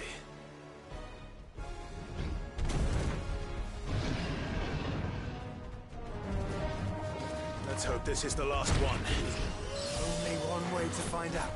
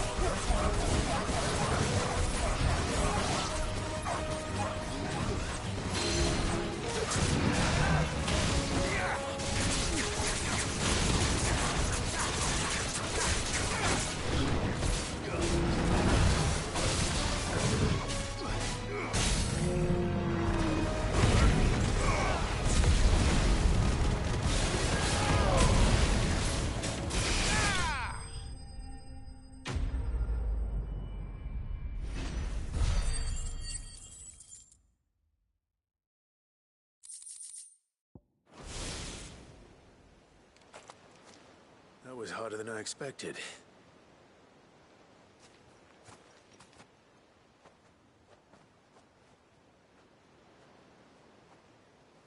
But found her. It was worth it. They're beautiful. Do you think Jill will like them? She'll love them. Come on. Let's go.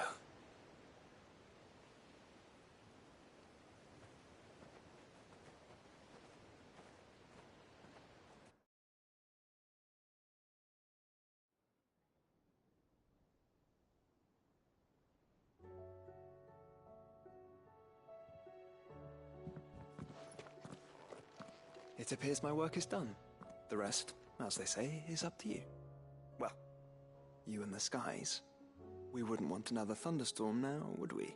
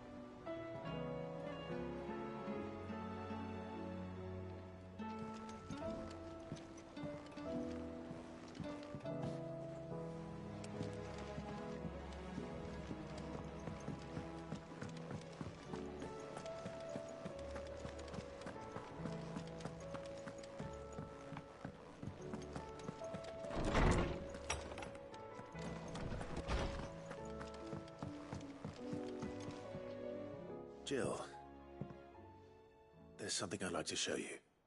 There is? And where might this something be? It's, not here. Now, I know this is sudden, but how would you fancy a trip to Oriflamme?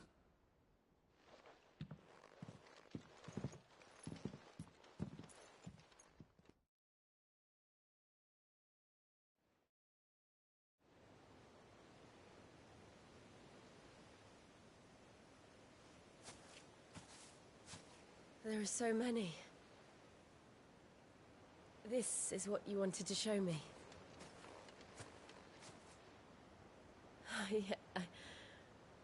I don't know what to say.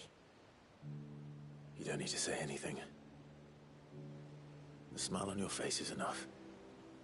We've been worried about you, Joshua and I. Do you remember when I took you to Man's Hill? Or tried to? How could I forget? You saw me crying and thought a change of scenery might lift my spirits. In the end, it earned me a nasty cough and a stern scolding from your mother. But I felt wonderful nonetheless. I'm sorry. I had no idea what I was getting us both into. But I couldn't bear to see you like that. Before we left, my chambermaid told me she'd overheard your mother talking about my marriage prospects with some of the noblewomen at court. They were debating whether it would be more profitable to marry me off to one of the high houses instead of saving me for the ducal line. No one thought to ask me what I wanted. I was nothing to them. A pawn at best. I felt so trapped. So lonely. I didn't know. But I wasn't alone. You were there. Your hand in mine as we ran for those oaks. And I knew then, no matter what happened, I would be all right. I'll never forget that feeling.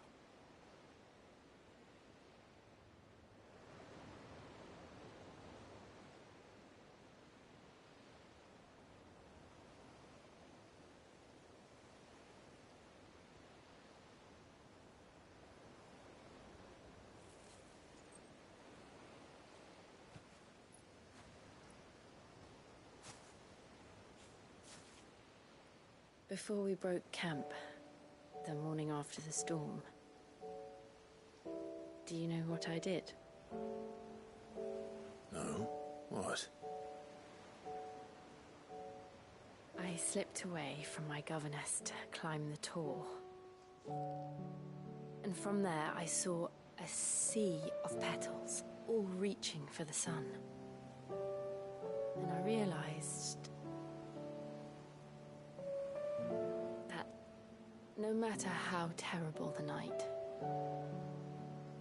dawn would always come.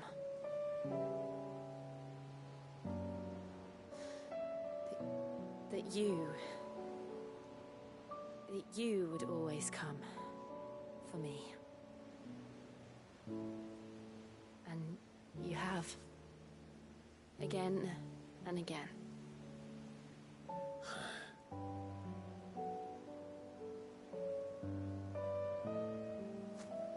Where do you see us?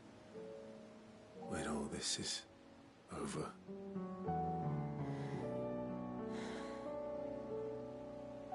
I don't know.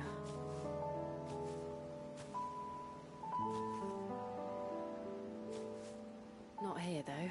I think I've outgrown the twins. After everything we've been through, the realm just seems so small. I'll need some space to spread my wings. Then that's what you'll have. And I'll stop at nothing to see that you do.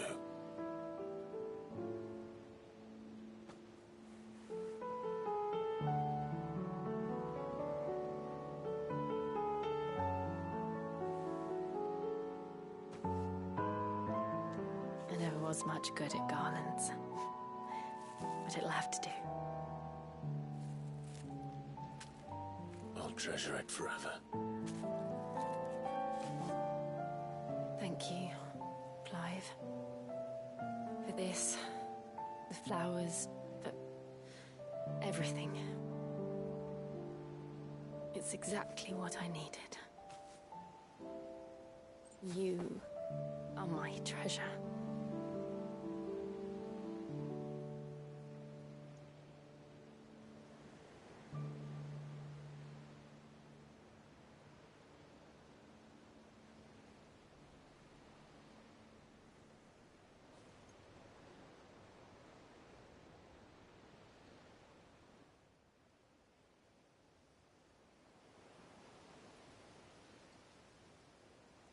We should probably be getting back.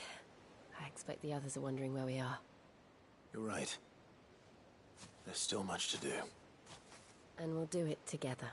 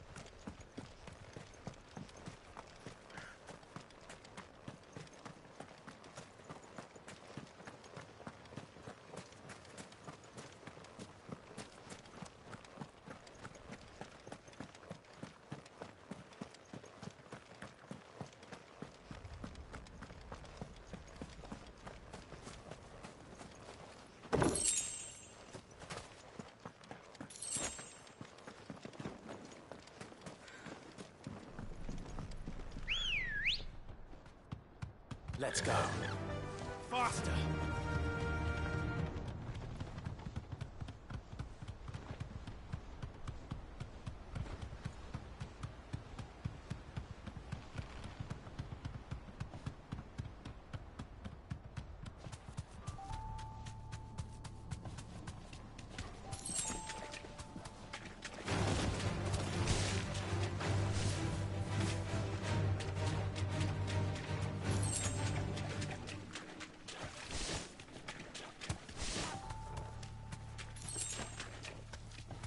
Seems this place has been flooded twice over. Purple flowers blooming next to a waterfall. Shouldn't be too hard to find. Straight home now.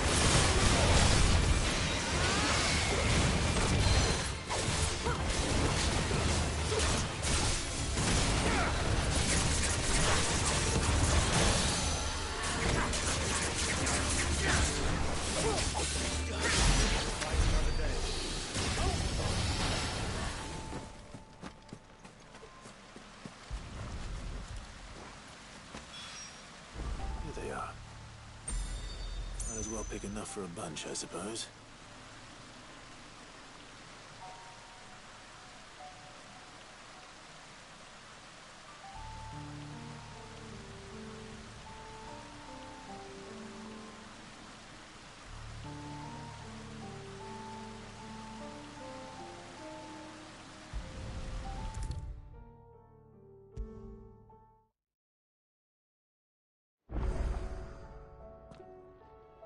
Oarsman, I found the flowers you were looking for. You did? I think I did.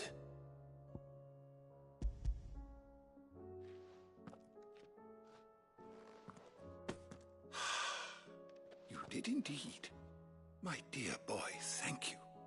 You wanted to make Dion a gift of one, did you not? Shall I invite him to join us?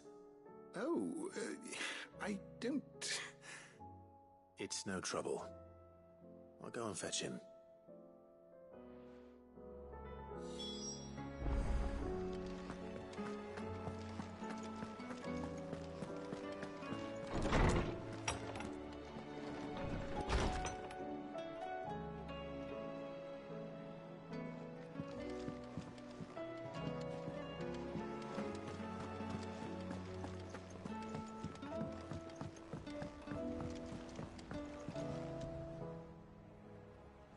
Your Highness, would you do me the honor of accompanying me? No. It is time, then. No. Only to the shelves. Our lawsman has something he'd like to give you. Master Harpocrates. No. I dare not show my face before him. Not after everything I have done. I have taken countless innocent lives. And ruined countless more. All because I was weak. I have sworn to atone for my crimes or die in the attempt. But were I to meet with him again, and see in his eyes what I have become, I fear that my resolve might falter. Then that is all the more reason to do it. Test your resolve. Prove to yourself, and to him, how strong it truly is.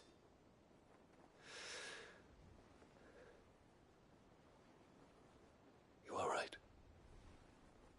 I must, at the very least, offer him my gratitude. Very well, then.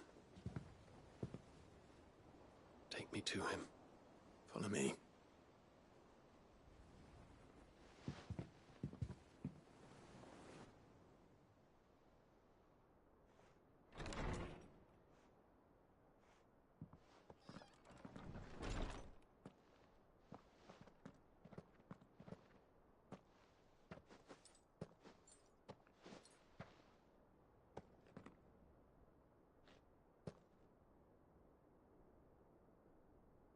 Even now, I hesitate to approach him. What must he think of me? You'd be surprised.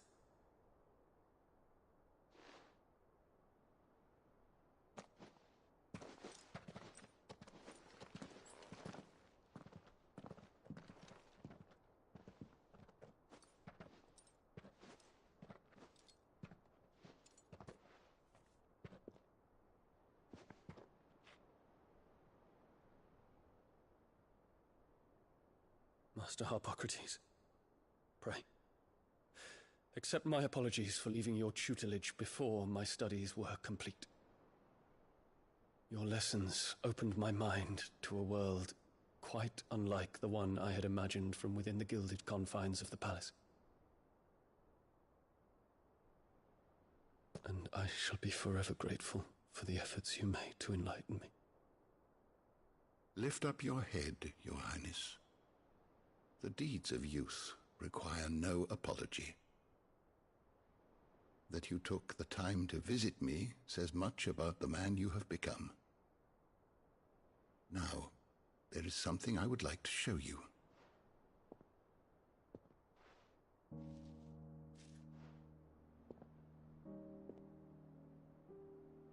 Is that a wyvern tail? The color is unfamiliar to me. Because it is unique to those found in the wild.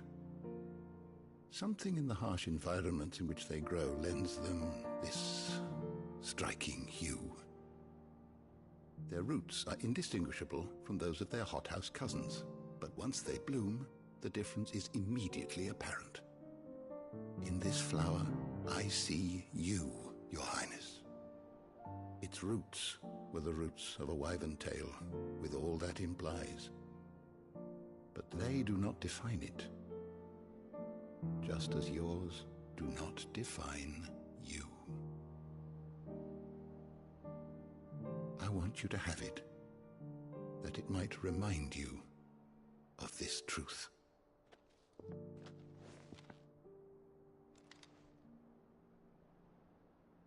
Master Harpocrates, I would ask of you a service. Keep your gift until I have fulfilled my duty to the realm, for only then shall I be deserving of it.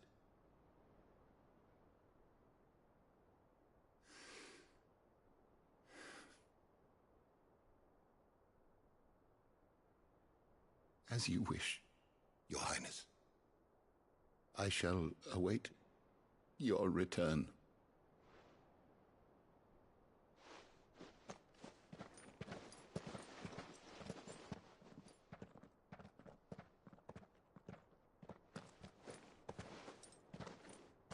Our roots do not define us. No wonder my my stepmother didn't like him. For reuniting me with memories I had thought long lost.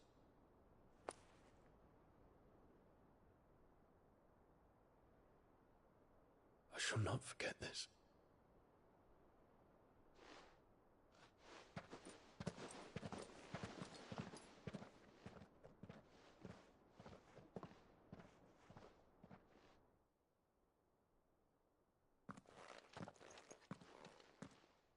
Thank you, Clive. Were it not for you, I fear I might never have found the right moment to speak with him. Not to mention the wyvern tales. I shall plant their seeds, that I might not disappoint His Highness upon his return. I hope the soil in the hideaway is to their liking. Why, these flowers bloomed in the bleak, black wastes of Waloed. I'm sure Nigel's yard will suit them to a T.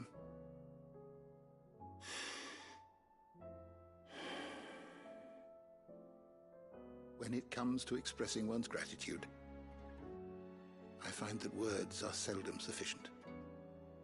Here. What's this? A stolas quill. Or more precisely, my stolas quill. 'Tis said that an owl's feathers are steeped in the wishes it hears over its long lifetime. All those words just waiting to pour out onto the page. So consider this my wish for you.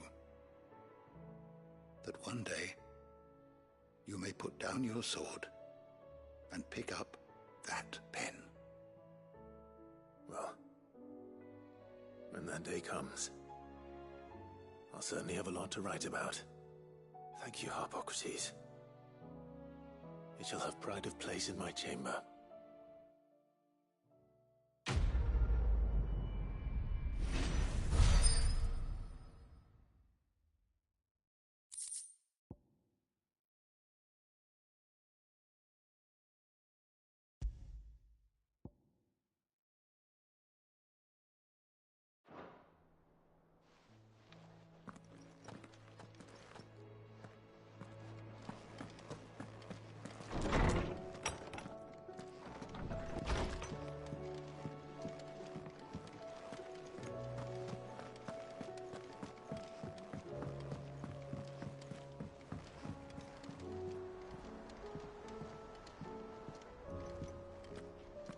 Do you think they'll come back?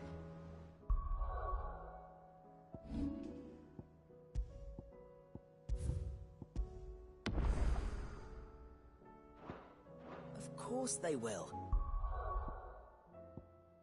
It's just